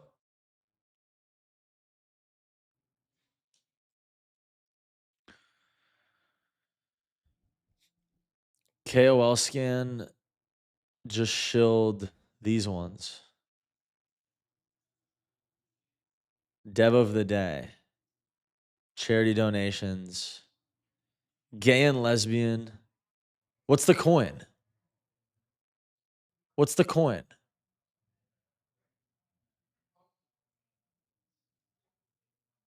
RJ Guillen? Oh my God. That's so funny. I have to buy this. I'm sorry. I have to. Oh my God. I'm sorry, bro. I'm sorry. I have to sell half of this. I have to sell half of this, bro. I'm sorry. I'm sorry. I'm sorry. Bro, what? Dude, that's so funny. I'm sorry. If something made me laugh out loud, I'm just gonna buy it, bro. I'm sorry. If something made me laugh out loud, I'm buying it, bro. Like it's just that's actually so funny. That's joke of the day. That's joke in the day. That's joke of the day, bro. That has to be joke of the day. Shout out to St. Jude's. I kind of want out of this, but I'll let you guys know beforehand that I want out. Should be retarded. I kind of want out of this just because it's like, it's just not as funny. The other one actually made me laugh so hard. Like, bro, the fact that all the donations are going to like LGBT Jewish Federation, Seeds for Autism, Gay and Lesbian Community Services, Black Women's Health Imperative. Bro, that's so funny. That's legitimately so funny, bro. I don't care. I don't care. I don't care if it's donating to weird causes.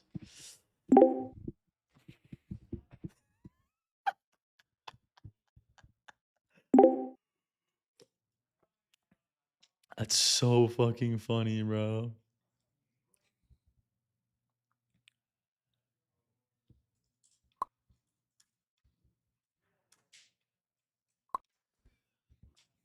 I'm like the second biggest holder on FOMO. Yo, I'm a whale. I'm a fucking whale in this shit, bro. I'm literally a whale. Oh my God.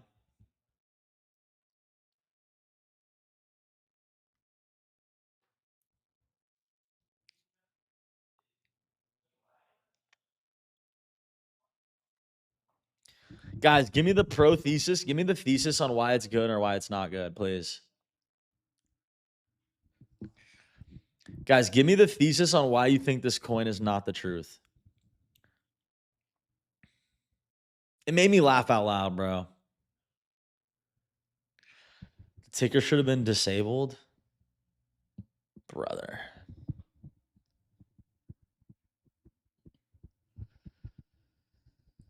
This one's at least funny. I mean, St. Jude is like probably like the best charity of all time. A lot of charities are scams, but St. Jude's definitely not. But yeah.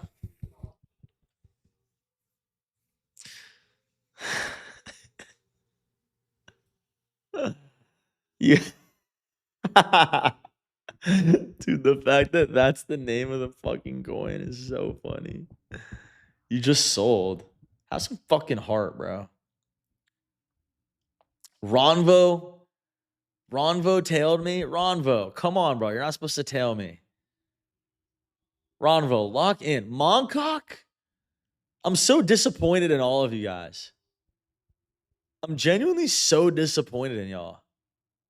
Don't tail me. Don't be tailing me on stuff, bro.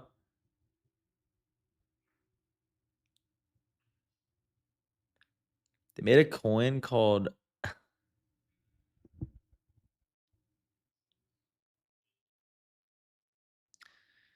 I just think the funniest one has to go. I front ran you on RJ. Shout out to RJ. Should I put RJ on my back? Everyone is a KOL on FOMO. It's good. Yeah, it makes everyone a KOL scan person. It's cool. Am I about to burn money? Crazy, right? It just takes one person to buy, like one big KOL. I don't know why it's not going. It's weird. Let's look at the chart. Maybe I should act like the part of the floor, you know? Maybe I should act like the maybe I should be a buy wall on this. Raz, it's not 25 anymore. Why do you do this? It's bundled from 70K. It's bundled all the way up there. Rated me with a party of one viewer. Thank you. Community takeover. My buy wall will hold armies at bay. I'm joking. I'm joking. Meta launches crypto stablecoin payouts for creators.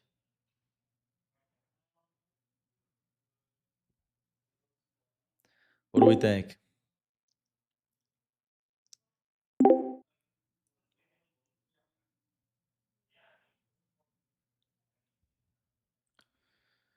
Ooh, nice little.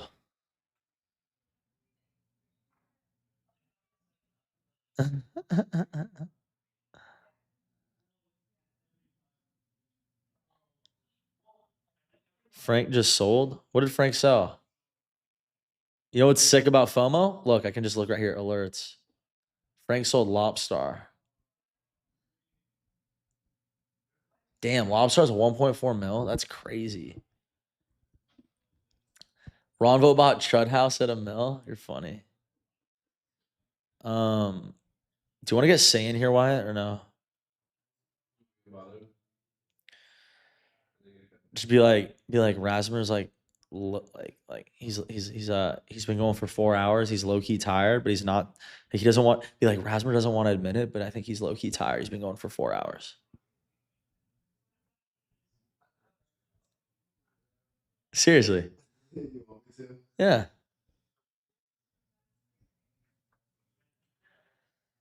Dude, what happened, bruh? RJN is rugging. Get out. I don't live in fear. You know? I don't live in fear of bundle kids. Okay?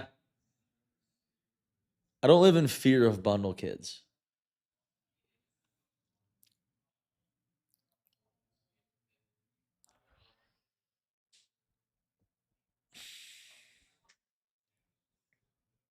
What do we think?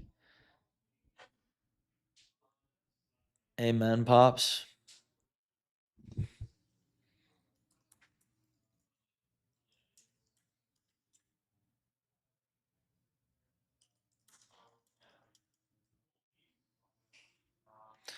It's the fart coin of donation coins.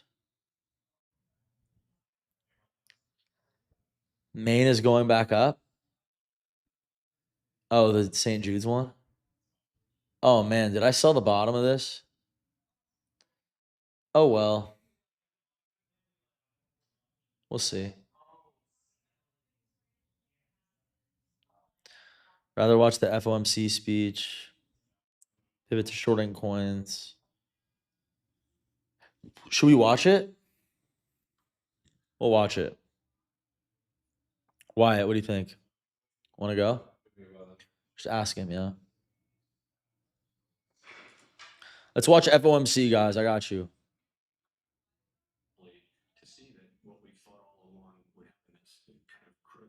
Forecast. We need to really see that.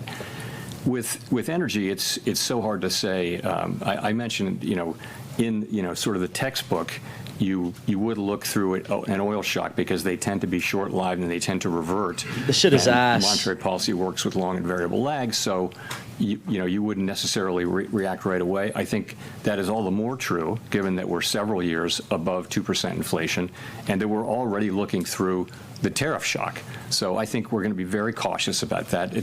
But the question about looking through energy really is not in front of us right now. It hasn't even peaked yet, and I think we'd want to see the backside of that and progress on tariffs before we even thought about reducing rates. So if I could follow up, the statement today preserves language that has taken on some meaning as it was socialized when the committee was actively lowering rates. Why is that easing bias still ripe, given how different the inflation outlook is now versus a meeting or two ago? And what more would have to happen for it to get evicted? So that was, as you will recall, we had a discussion about that at the last meeting, and we talked about it in the press conference after the March meeting.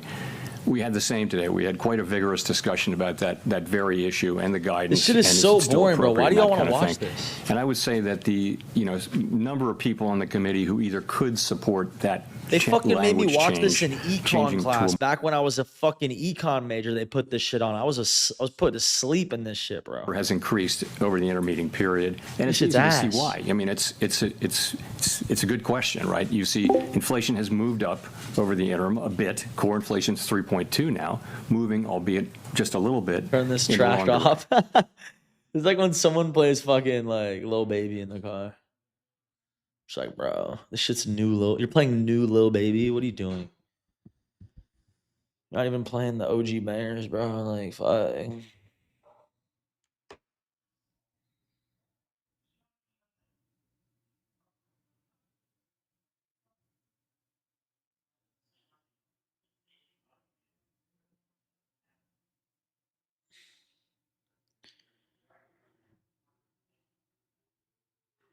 Oh my god, bro. Fuck, bro. What the fuck? The fuck, bro? They be doing me dirty, bro. Oh my goodness. Raz, why did you buy this coin? Because it literally made me laugh out loud. You know? Coin makes you laugh out loud, then you have to buy it. You know? It's like a heuristic, you know? You know what a heuristic is?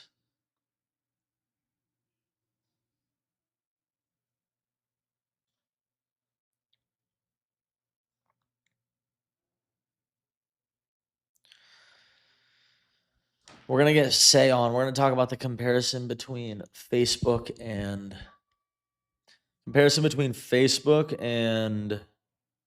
FOMO, the news feed. Who else do you think is gonna buy this coin? I don't know. There's 80,000 daily active users on FOMO, so it's a big pool of people that are eligible, right? And then you got all the Axiom users and things like that. But don't tail me because I might sell any second, okay? I just might sell any second. That's why you don't tail me. Not just a donation coin, but the first donation meme coin. Did he just buy it? Just now?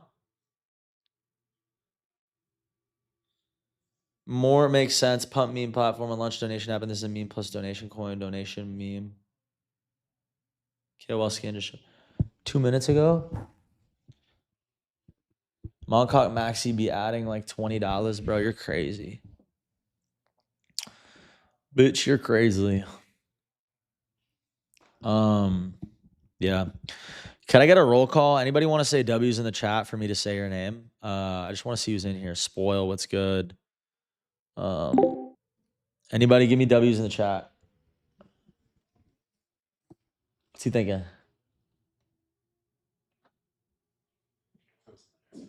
Did you talk to him? Oh my God. Holy hell. We got lots of W's, bro. Holy hell. Detoss, Ronvo, Raimundo, Fruit Dude, Bilbo, George, I Want Lambo, Denny Miles. I'm getting wrecked on these charity coins. That's because you bought the wrong one, twin. Ha ha. All right. Don't fucking tail me, boys. When did Joji buy though? I want to see when Joji bought. Joji bought like 10 minutes ago. Okay, so he bought like 10 minutes ago. So he bought after me. Look, all these guys bought on top of me. Road.fun, Run It Back Ghost. Interesting. Okay. All these guys bought after me. I'm gonna be a smart trader. So I'm gonna like just do that, 25% sell. I just want to be smart, bro. Like I just want to be smart. And yeah, I just want to be a smart guy. This goes 500K. Well, let's find out. The problem is it donates to charities people don't like. And that's kind of part of the joke, but it might end up being a problem. How much should we pull out? $400. Okay, so we pulled out $400. And yeah, autism because we all have that. Oh, I like the autism one. I like the autism charity. Oh, okay. What the fuck just happened?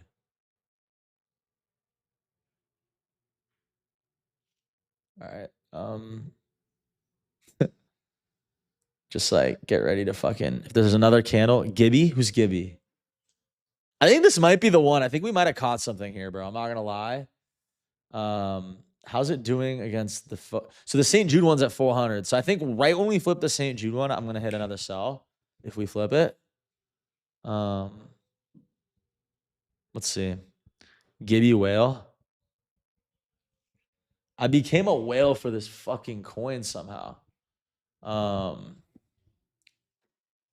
Should I just hold it now? Like at this point, I don't even know. Let's flip the Jude ATH. How about that? Holy crap. Gibby bought and it dumped. Okay. Jude was at 800. Okay, let's see. Okay. Okay. Let's see. It just made me, they're going to rotate. It just made me laugh out loud, bro. Like when something like I see it and I see the donation. What made me laugh was seeing the charities that they're donating to, bro. Like that actually cracked me the fuck up.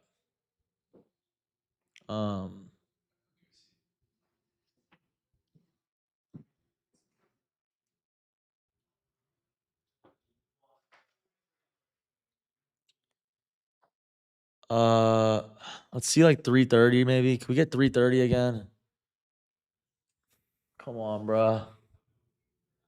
Imagine if Say comes in here. I need to tab out or something. Is he there? Okay. Say, get out of the frame for a sec. Just because I'm in a coin that is X-rated and you're like you're a reputable founder. Do you know what the coin is? Okay. How do I explain this to you? I guess you could look at my FOMO account. Okay, the meme is did you see Pump Fund has these new charity coins? Yes. So the joke is they're donating to like the LGBTQ charity. Like it's just like a meme. Like I don't know how to describe it, but it's like the autism charity, the LGBTQ charity. You'll see, you'll get it if you look. They're saying it's not a joke. Okay. Say he's about to join. He's a serious founder. Oh wait, what?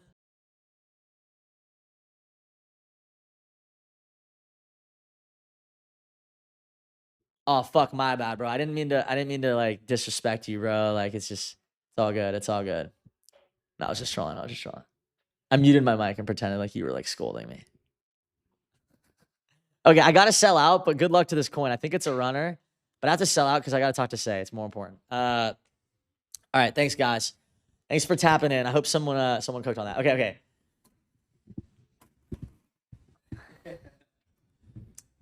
This is so important. This is such an important moment. You don't realize. Because did you see the name? It's like I don't even know. Anyways, we could go to the. So does the home screen of the web app? This is cool. Does the home screen of the web app go to the top trending coin automatically? Is that It does. I don't know if it's a good or bad thing yet, but we just wanted to get people right into the mix. There is going to be a homepage, so probably will come out hopefully this week, but it's going to be a little bit more social centric. So you're going to see top trending tokens, top theses. You're going to see just a lot more detail that's kind of tailored to the social side that I think nobody else is going to have. So, bro, get off this coin. okay? I'm sorry. I just wanted to look like. Anyways, this is an important moment because you have this nice guy PFP, and you're a nice guy, and you post smart things, but now they can see the build, and they can gain a new respect for you as an athlete. I'm just saying that. Appreciate You're a it. much more athletic build than I anticipated when I met you. I'll say Yeah. that. I appreciate it. I try my best. Yes. Okay. Back to serious stuff, though. It's good to see you. You have this article called the 2006 Facebook 2026 FOMO. Yeah. Holy aura. Okay. And the article is about the Facebook. You want to just tell the story that you say in the article? Yeah, so essentially what ended up happening was Facebook was this place where you could just, follow or you can befriend people, you can see what they're up to, and you had to visit their profiles, right? So you had to go look at, okay, relationship status. Oh, married, like when did that happen? Or birthday, oh, that was yesterday. And then Facebook essentially invented what is today known as like mostly the algorithm, but the newsfeed. And what they ended up doing there was they started to push every update into the centralized feed. So it's like as soon as your relationship status went from, in a relationship to single, that went out to everybody that, was actually your friend. And that was a really big moment of protest for users because they were like, look, like this is my privacy. Like I update my status. I don't need this to be broadcasted to everybody in the world. And it was one of the most, I would say, it was like one of the most contentious moments of Facebook's early kind of platform career. And I think like, some ridiculous number, like 20% of all users signed a petition saying, get rid of this news feed. Like this And is it was it was just a chronological feed, and this was controversial. That's crazy. exactly. That's So honestly insane. this is 2006, right? And then it's like, it's crazy because all they did was instead of the data being something that existed in a passive place, right? They ended up just pushing it. So it ended up from pull data to push data. And all it did was take this like concept of practical obscurity, which is like something exists, it's just hard to find, or it's not in your face. And they made it into a feed. And so much backlash happened that Zuckerberg had to like issue a statement and say, hey, like, I know that this is really controversial. This is something that we think is going to be better for the platform. Nothing like this has been seen before. And, it ended up being the thing that drove Facebook to 100x growth pretty quickly. So, Right. yeah. What is like how does a company have the balls to do something against its users and like be able to double down that it's the right decision? Yeah, it's really impressive, honestly. I think most of like you can think about like Instagram when they came out with non-chronological feeds, or Snapchat when they did something similar. Like a lot of these companies get backlash, and some actually do revert. Snapchat ended up reverting like one of their controversial changes. I don't remember what it was, but Facebook kind of stood 10 toes, and they were like, "All right, like this is what we're doing. This is what you're gonna like, and you just don't know you like this yet, right?" So Mm. people aren't comfortable with things that are new, and I think that we feel very similarly with things on FOMO, where maybe it's very uncomfortable for everything to be so transparent, for everything to be visible, and there's always going to be people who don't like the new game. Yeah. So with FOMO, what do you think the equivalent feature is that people like maybe weren't like? What was on your mind with FOMO when you were thinking of it? Well, I think that if you trade a lot, right? Like I spent a lot of time trading everything from ETH to other EVM chains to Solana, and was able to partake in all of those things. And the thing that I always thought was unfair was I had wallet trackers, right? Like I knew everybody's wallet, whether you knew it or not. I knew who was buying what. I knew what the earliest buyers of coins were. And these were things that, it kind of shouldn't be an edge, right? Like information itself is an edge, but it shouldn't be an edge to be able to like properly sleuth on chain and understand what's going on and, do all these like third hot wallet tracking and figure it out. So, we thought, what if this could all be transparent and people can actually, see what other people are doing, how they're buying, how they're selling, what are the theses, and how do you cultivate an environment that is not just like a 10,000 person PvP and something where you can get 10 million, 100 million, billion people to come and partake in the social economy. Wow. With the FOMO leaderboard, it's usually people who deposit more money that end up at the top. It's people making bigger trades that end up at the top. If you're sizing in 100K, like let's look at the leaderboard right now. Leaderboards, you size 100K. If you go up 50% on a coin, you'll be number one. For 24-hour, yeah, but For 24 hour. that's not easy to do, right? Like if somebody could do that every day, course. they'd be able to make 8 figures in a very short time. Have you thought about like if there's a way for smaller accounts to be featured on some kind of leaderboard? Definitely. I mean, we want to localize leaderboard. So we want it to be like percentage based. We want it to be maybe even regional based. Like if you want to compete against people coins, maybe just base coins, maybe it's just mobile versus web. Like there's so many iterations of how we can actually make this a lot more competitive for everyone, because at the end of the game, you want everybody to feel like they can have a chance and to compete in their own rights, whatever that might be. Right. Okay. Percent based. People think percent based is a good idea. Do you guys? Okay. So you've got 3 founders. Honestly, that's kind of crazy. Yeah. Because I think solo founder is like a super tough aura. It is. What do you think? Is there advantages, disadvantages to having the 3 founders? What do you think? I think it works really well for us. We all bring something very different to the table. And I know it's mostly myself and Paul that are kind of on the spaces and talking publicly, but really like the real MVP is Prashant, right? He's the one that's here leading the engineering team, building this, end to end. And he's one of those people that I don't think there's many people who can go between front end and back end at a high level these days. And he's one of those people that can do that. He can build on mobile. Like he's just one of those people that kind of, I would say, puts everything together. So Wow. yeah, I mean, So you have 3 different founders. What do you think the 3 archetypes are? yeah, so Prashant's, he's technical. He's the one that drives engineering direction, architecture, and does a lot of IC work himself. And then I would say that Paul and I are both people that touch the product, but in very different ways, right? Like I spent a lot of time trading, and I've used every product under the sun, so I understand what a trader wants and how to build for that user group. Paul's very much like normie focused. So even though he's worked in crypto for like 5 years now, when I try to get him to actually, I think you talked about this earlier, but when I try to get him to trade on chain, he's like, bro, I'm not doing this. Like even for a crypto person, like this is too much work and I'm not going to do it. So he brings the other side of the perspective, and we're like, I would say the product is like 90% of what we spend our time on. And obviously, there's other things that come with running a company, but that's always the most important thing. Dude, it's crazy to me that like y'all seem to have thought through everything. You and Paul. It feels like when I ask you guys a question, you've already thought about the answer like 20 times and you give me this like philosopher answer. It's kind of crazy. You guys like spend your time like thinking theoretically about like, well, like in this scenario, FOMO becomes this, and then we need to build towards this because that it feels like that's like a lot of the CEO stuff you're doing is like the vision, like you're extending the vision, projecting it outward, like into the future. Yeah, I mean, we spend a lot of time doing that. I think it's part of our personalities. Like, we'll just like if you put me and Paul in a room, we will just talk for 12 hours, and at the end of it, we're like, what did we just talk about? It's just one of those things where we just like to talk in many different levels, many different iterations. And I also think the other thing is like when you talk to a lot of institutional partners, which we spent a lot of our career doing, you just come to have to cover all the bases, right? Because there's a lot of things that, you'll be responsible for answering or for coming up with that maybe not is not so typical. So it's just part of, I think, our background.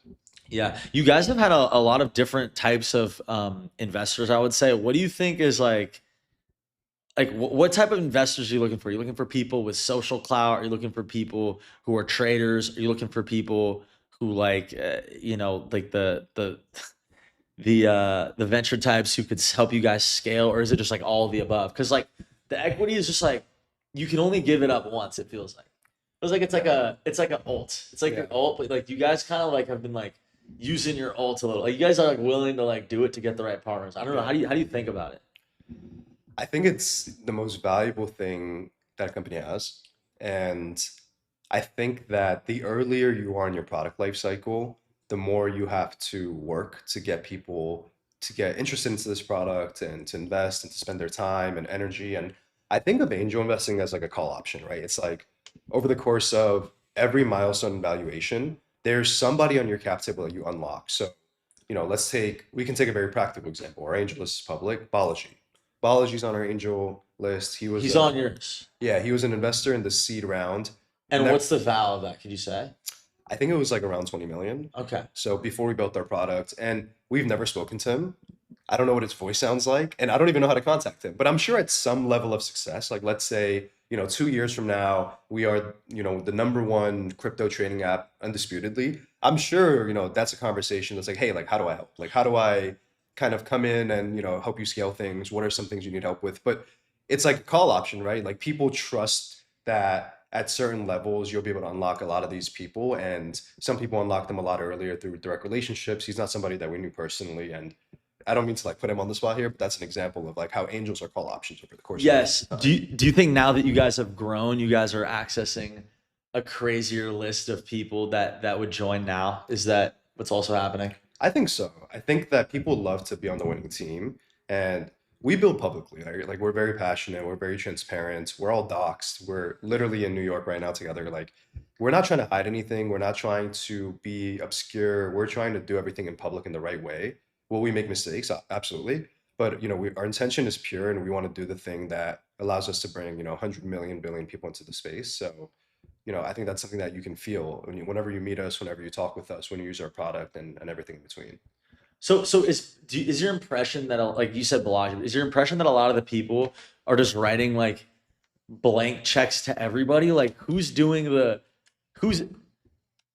you had to talk to somebody to get that Yeah. check. So like he has people that do the decision for him? Like I don't get it. I think at some level of investment mandate, right? Let's say you have a lot of money, you just have like a family office or people who work for you, or it can be as far as like, hey, I look at the deal very quickly and I say yes, go ahead. It can be fully autonomous, like, hey, I didn't even know I invested. And in other cases, it can be like, I'm going to go make the investment myself. So there's kind of levels to it. In this case, we went through a mutual friend and investor, so they happen to be family friends. We were like, we'd love to get them on, and hopefully we can have a conversation, like leverage Got these people over the it. course Level time. of trust for sure. Okay, okay. Definitely. That makes sense. Yeah. Is raising something that you just do just like, let's say you had like all the money you needed, all the capital you needed to run for like a while, Yeah. and all of a sudden FOMO explodes in users, and you're like, whoa, we could raise at a way higher valuation now. Is it something that you just do for the sake of it? Or is it something that it's like it's a tough question, right? Like, Yeah. I don't know. I think that there's nuance there. So usually if you don't need the money, you don't need the money, but it's kind of funny how the world works, right? It's like whenever you don't need something, that's when it comes, right? Mm. It's like similar to dating. It's like when you're looking for that person, then you're never going to find them. When you're not looking and you're kind of living life is when you'll probably find that person. So it's very similar. And I think there's a lot of reasons to raise that are not just money related, right? It's like partnership, getting the right people who have done it in the past, opening doors up on certain angles, whether it's partnerships or regulatory or something in between. I think that most of the best companies raise kind of fortuitously, like somebody comes into their picture that they really like, and it makes a lot of sense as a value add, and then it kind of just happens. I don't think some of these like hot AI companies are like trying to raise every 3 weeks or 3 months, but it kind of just happens. And I think that when the right opportunity presents itself, like you want to do whatever you can to increase your chances of success, right? Of course, of course. Okay, that's interesting. Um, yeah. Are you investing in other things, or is it just like would you buy more FOMO? You know what I'm saying? Like, Yeah. like what's I would buy more FOMO. It's Yeah. equity's precious, and dude? it's one of those things that you kind of want to make sure that you can hold on to, unless like the trade-off makes sense, right? Yeah, right. You have 3 founders. You probably got all sorts of people. What if the founders disagree? It happens every day. What if it's a big disagreement, right? And Yeah. what if it's a big disagreement between your shareholders and you guys? Is it just like what happens? I don't even. It's crazy. Yeah, I mean, I think that you can think of like shareholders and investors to be people who guide your thought processes, but never people who make the decisions for you, right? Like it's important that the people that we partner with, they understand that, we're building the product. We think about this 24/7 versus like you might be looking at this once a week or once a day or whatever it is. It's very likely in this like the builder investor relationship that whatever the investor has thought of, the builder typically has already thought of many, many times and like very different outcomes. But as far as the three of us and even the team, we have a very flat structure, right? And one of the things that leads to is like there's a lot of discourse, there's a lot of disagreement, there's a lot of like discussion that happens. I think the most important thing is we follow a principle of you can disagree but commit. So there has to be a decision made. Like the worst thing to happen is you just talk about the same small issue for 10 hours and nothing happens. This is and what you Jeff just go back to Bezos. Have you seen that? I'm sure he's No, this is that. like something he like really said is like, yeah, this is like something that he's famously said is like basically what you just said. Like you just have to make a decision one way or another, and then deal with it It's after. either right or you learn, right? Yeah. Paul was talking about IPOing early in the Shopify example. Like, do you have the same? He almost like you could tell he got excited about the idea. Yeah. Right? Is that something? What if you didn't like that? You know what I mean? It's Yeah. like it's. I'm sure you guys agree mostly on stuff like that, but Yeah, I think we mostly agree on stuff like that, and if not, like we are both people who can see the other side, and Prashant is also the same. So we will come to the decision that gives the company the biggest chance of success. And I'm sure there's going to be tough decisions that we get wrong. There's going to be a lot of things that we don't agree on, but we commit to learn from it or to benefit from it. So that's all that matters. right. Have you thought about if some really hot competition comes into the picture, like how you'd have to like I don't know like I haven't even like it just depends on what it would be, right? It's a tough question, but Yeah. because right now like this is like the only good crypto on-chain app in my opinion. Yeah. I think competition is something that like you want to honestly in a lot of ways not think too much about. Because I think what ends up happening is like you keep a tab on a company, you guys often end up converging to looking like a very similar product doing the same things. And we, from everything that we do, from marketing to product engineering to strategy, like it's all first principles driven. Like we want to think about in this world where there's nothing else, like how do you continue to get market share? How do you build the best product? And how do you attack and not defend? Like it's something that's important. And I think, you mentioned Shopify, but I think that they're one of the people who I think have done it in a interesting way where, they did IPO early, they had a lot of upside, they did all these things, and now you're seeing a lot more competition from some of their like I would say early partners, like maybe Stripe is building a competitor or something that's very Oh, similar. and early on they partnered with them and helped King make that. Yeah, so Interesting. I think dynamics change over time, so it just is a matter of, what can you do to make the best decision today. Right. Okay. That's cool. Everybody's talking about perps. Do you think that like the investors that you need, like for example, when you're introducing perps, it changes? The optimal partner changes. it seems. Definitely. Yeah, Yeah. I mean, I think there's a lot of people on our cap table who are these like very big perp traders today. Um, there's a lot more that we hope to bring on in the future and as we continue to go through the course of the product. But we need power users, right? We just want to align with the best people. We want them to give us feedback. We want to build for the very best. And then if you can do that, you can satisfy pretty much everybody else as long as you make the user experience intuitive enough. Yeah. Do you I feel like you should trade more. I don't know on the FOMO. I want to see more pings. Is it tough because you're the creator of the app, so people like it becomes like say bought the coin, right? Yeah, and I don't want to I think that that's a slippery slope. Yeah. So I like buying things, I like holding things, and I don't really sell. So I do have, many accounts on FOMO that I just like buy things and hold, and people won't have to know it's me, and that's great. That's the beauty of FOMO. You can be whoever you want. Yeah. There's like a type of founder that becomes like a cult leader, and a lot of it happens when you have a token, Avi Patel or like Alon, and it's like it just ends up being like you represent the company and everything you say there's a coin and everything you say it's like crazy. I feel like you're more like you somehow remained more chill. You know what I'm saying? Like you could have just decided like I'm gonna be like this cult, like the personality cult that just like shills random coins all the time. Yeah. Why did you like? Have you decided against it, or are you sort of like, wait and see? Like, I don't know. Yeah, I think there's a few thoughts there. One is like people typically do things like that because it benefits them in some way, right? Like it benefits them, their company, their product, their ecosystem. And I think it's sort of a short-sighted way to look at it because sure you get all this benefit, but it's impossible to keep everybody happy, right? It's going to be like, hey, you didn't buy my coin, or why did you sell, or you didn't buy enough, or you don't talk about it enough. And I think that once you open Pandora's box, it's very hard to put it in. That's why, like, we try to remain very credibly neutral.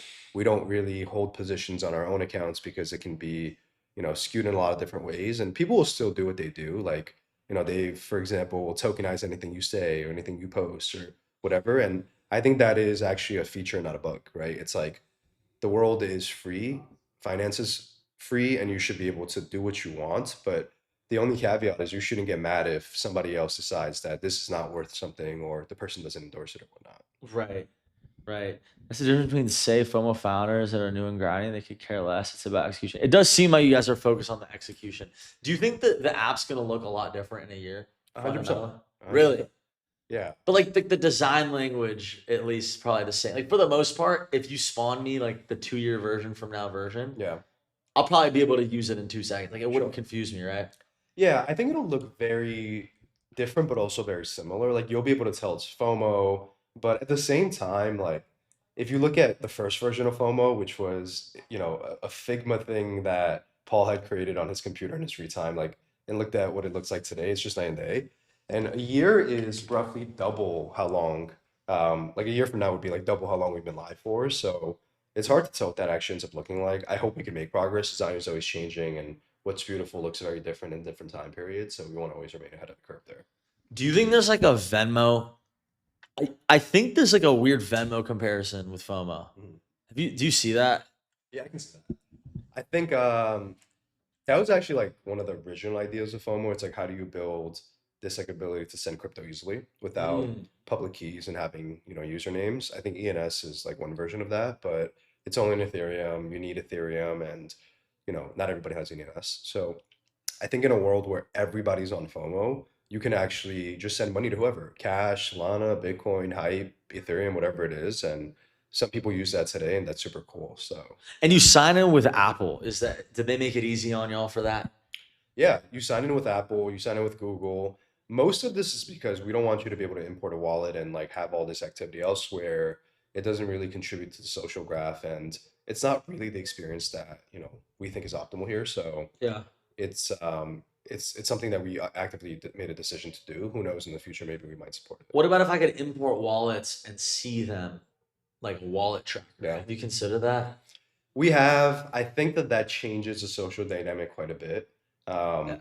I think like the real like optimistic bull way of looking at this is if FOMO can get big enough and it is the majority of activity, then you don't need outside wallet trackers because everybody's on FOMO. Yes, and it's almost like the value, or like at least what, like a wallet that isn't on FOMO communicates something different than someone on FOMO. Mhm. If I see like a wallet that I track that's not on FOMO buy, it's almost like a less convicted buy, and it's almost like a different thing than resell calendar that we're looking at. Who's Right. in the coin, Right. right? Who's putting his anonymous name behind it? Someone said, "Would you add voice notes to the thesis?" Oh, that's interesting. I don't know about voice notes specifically, but maybe like content.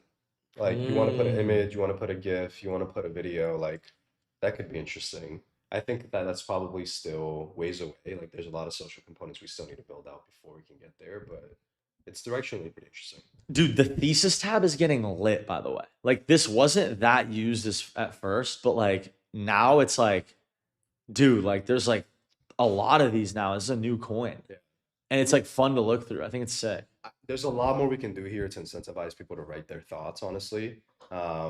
I think right now the feature is kind of just very plain and people do it because, they want to share their thoughts, but we want to create a lot more centric activity around like the theses and people contributing to education and knowledge sharing and such. Right.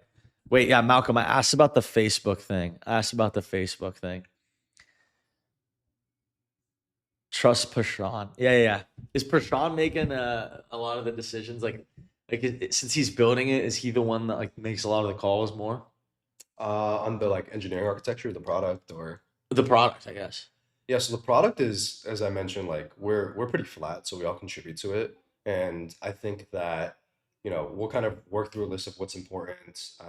Every Monday, Prashant, Paul, and I will meet and decide on like relative priority. We'll present it to the rest of the engineering team, and then we'll kind of have discussions around it. I would say there's no like ever final decision. It's always like, okay, let's explore the angles, let's make the decision. If there's a hole in this argument, let's try to identify it before we start building it. And that's kind of how we try to operate. So I would say it's very crowdsourced decision making. Right. Yeah. I asked this to Paul as well, Mac, but like, what do you see for the leaderboard in 12 months? What kind of numbers? What kind of names? What kind of, yeah, I mean, that's kind of, I think it'll be, I mean, hopefully by then we have every asset you ever want to trade, perps, prediction markets, tokenized stocks, whatever it is. So I'm hopeful that what you find to be valuable on the leaderboard is very different than, what I find to be valuable on the leaderboard, or somebody in your chat, or, somebody on crypto Twitter or whatever. I think we'll all find different avenues, but I think if we see a bull run, we'll kind of get back to probably some of the most like euphoric um, P&Ls that you've seen, just because we'll be able to encapsulate all these different asset classes. And I think that, you rarely see somebody like tweeting about, I just made $50 million on oil, right? That just doesn't happen, but that does happen without this, people posting about it. So interested to see how all that activity kind of converges in a very public setting. I mean, yeah, once you include perps on a leaderboard, it feels like someone could literally be up 10 mil in a 24-hour thing. Like you get the white whale, you get what's that guy's name? Fucking James Wynn. Yeah. Oh my god, that guy. Yeah. That seems like a move. I literally just had the sickest thought of all time. Wait. Perps. Oh my god, I've lost it. It's okay. How are you gonna onboard the equities guys? Have you thought about like Wall Street bets? Yeah, I mean, we want to find the best users of every asset class, right? So we want to be able to build for these people. And there's a lot of discussions we're having with some of these like very well-known equity curators or creators or traders. And we want them to give us feedback on how do you create this experience so that everybody wants to use it? How do we build for them and their audience? And we want to work hand in hand with the best here. So that's something that's really top of mind for us. If people buy equities, would you consider having it be like FDIC insured or something? I think that depending on what partner you work with, like there is the ability to go and redeem. So I'm guessing at that point it's subject to whatever the FDI insurance is of those specific providers, whether it's Robinhood or Ondo or X stocks or whoever else. For us, we don't really touch your funds, right? It's decentralized, it's permissionless. We're not a money transmitter in any way, so it's not really something for us to be able to secure, even if we wanted to. Right. Have you ever thought like you wanted to launch a coin? Have you ever thought I want to launch a FOMO coin and do an airdrop? I asked Paul the same thing. It seems like no. Yeah, I mean, I think that it's not something that we've really given much thought to be honest. I think a lot of this is like it is its own product when you launch it, and we really think that like this core product is still in its infant stages. Like, people talk about how much they use it and all the activity, but we're like less than 1% of our vision there, right? Like there's still so much for us to do, and we need to focus everything we can on building this app on both mobile and web, increasing social features, more asset classes, trading features. Like there's It's a just so lot. much to do, It's a lot because it's like the task of like trade everything. So it's like, damn, there's a lot. I don't know if you have like if you want to talk food takes, because like we've talked about this. I said that LA food was better than New York. It was a bit of a rage bait, but like what's the New York thesis of this? Of LA being better. Yeah, like why is New York so superior? What can you find? I think that at least the way I think about it is like, sure, you can go to Japan and have better Japanese food. Sure, you can go to Italy and have better Italian food. Sure, Mexico, Mexican food, like Thailand, Korea. But there's like a limited list here. Like I would actually argue that even for some cuisines, like I'm not going to throw any out there. I don't want to come out with a controversial take, but I think that New York has right below the very best in the world. Like I would say the second best in any cuisine you can think of, if not the best. Like you can go have, the best burger in the world. You can probably have I would say like top tier sushi. I think that's. Do you think there's better sushi in New York or Japan? No, Japan for sure. Really? Yeah. Oh, That's the tough dude. one. I think Japan is this unique case where everything in Japan is just better. Like the ramen's better, the sushi's better, the katsu's better, the gyoza's better. Like everything is just better there. Mm. But if you told me like New York has better Italian food than Italy, I'd probably be like, okay, like I don't agree, but I can see that angle. You know, It's very possible, bro. Yeah. It's very possible. Dude, you guys, I don't know what you ordered, but it was fire. So you guys are always on lock. the dim sum. Yeah. It's just like Yeah. dim sum. That's lit. Why is your right arm bigger than the left arm? I think it's the camera Yeah. aperture. Well, I don't know. Is it? It's the lens. No. I think it's a lens. Yeah. It's definitely the lens. Yeah. Yeah. How do you stay fit in New York? You go to the gym? People are saying Equinox is overrated and all this stuff. I don't know what you do, but Yeah, so I live in Jersey and I have a apartment gym, so I just go there. It's pretty low key. why do you live in Jersey, bro? That's where I grew up. I actually, Jersey's great. I love Jersey. I'm actually like in the middle of a move right now, and it's just a perfect place to see nature and, walk my dog and go to the park and not be crowded all the time. Like you kind of need this like separation, or at least I do, of busy and not busy. So it's just a good place to just, unplug. Yeah. Were you ever on dating apps or no? No, I never made it to dating app. I think partly I don't actually know when they got popular, but just never did. Yeah. Did you see my post? The I said- Hinge subscription one. Yeah, the method is to spend $900 a month on Hinge. Yeah. I mean, I I'm was just sure- on the thing and I was like, $30 a day, that's $900 a month. And then Yeah. later I clip farmed it. It was just funny. Yeah. Well. What is this? Okay. How did you get into trading though? I trying to think.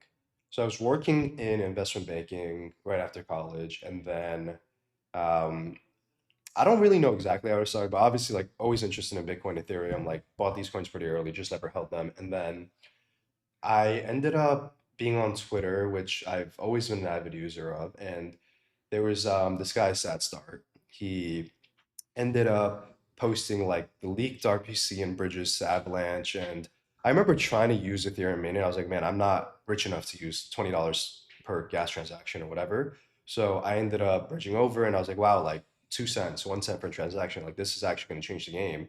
This is before Arbitrum. This is Before AVAX came out. I think it was live. They just like didn't have the canonical bridge live yet because it's one of those things where like bridging back from or an alternative EVM like took a very long time, but people found ways to do it in much quicker times. So I did that. I ended up buying like Time and Spell and all these Oh like my coins at the goodness. time that really like went up like 100x. And I was like, man, like I've never been in a market where you can do this, and maybe the friction is an edge. So I ended up doing that. Ended up trading through Arbitrum. And now you're mainnet. removing the friction. That's crazy. Yeah. Huh. Yeah. No more edge. Nah. Yeah. Well, the edge becomes like what it's meant to be. It's like it gets distilled down to its purest form at that point. Exactly. Like you think about like edge in the stock market used to be like, can you go to whatever building and write in your order faster than other people and have access to know where these things are? And like I'm talking like 50 years ago, whatever. But like those are things that shouldn't be real edges. It should just be like your ability to trade the thing, develop a thesis, and do it in a way that isn't infrastructure related. Right. Well, what was it like working in investment banking? It was honestly very boring. I really learned a lot, like as far as like how to work and how to grind and the important things and the non-important things. But yeah, it wasn't something that I think was a very exciting career. You didn't learn like actual knowledge, you don't think? I was only there for about a year and change, so I didn't ever get into this place where like I was leading deals or like doing anything other than like working on the presentations for the VPs and directors and such. But it taught me how to like be patient, right? Like when it's 2 a.m. and your director is like, hey, I need you to change the color of all of these by like 0.5%. You're just like, this is the stupidest thing in the world, but I'm gonna do it. Wait, because why do they give you such like meaningless tasks like that at 2 a.m.? I don't know. I think it's like this culture of like other people did it to them, so they want to do it to you. And then the other thing is like they legitimately probably think like this little detail matters, right? So it's like you need to be so obsessive when like your edge is deal flow and trying to win the markets and be the person that can like outshine somebody else in some way. So Did that like help you as you became a founder? Did any of oh, that definitely. translate? Yeah, yeah, Okay. yeah. I'm Okay. like incredibly meticulous to detail. Like everything is something that matters, and it's not to the same extent. Like we need to bump this size up by half a font or whatever, but it is something that I think from a principal's perspective, I do spend a lot of time just thinking about. I never had a job quite like that. I guess I did briefly, like my internship and shit. But Yeah, I do have to run now though. But okay, cool. well, Well, good meeting you, bro. Actually, I don't know if you know this, but 4.5 hours I gave with it.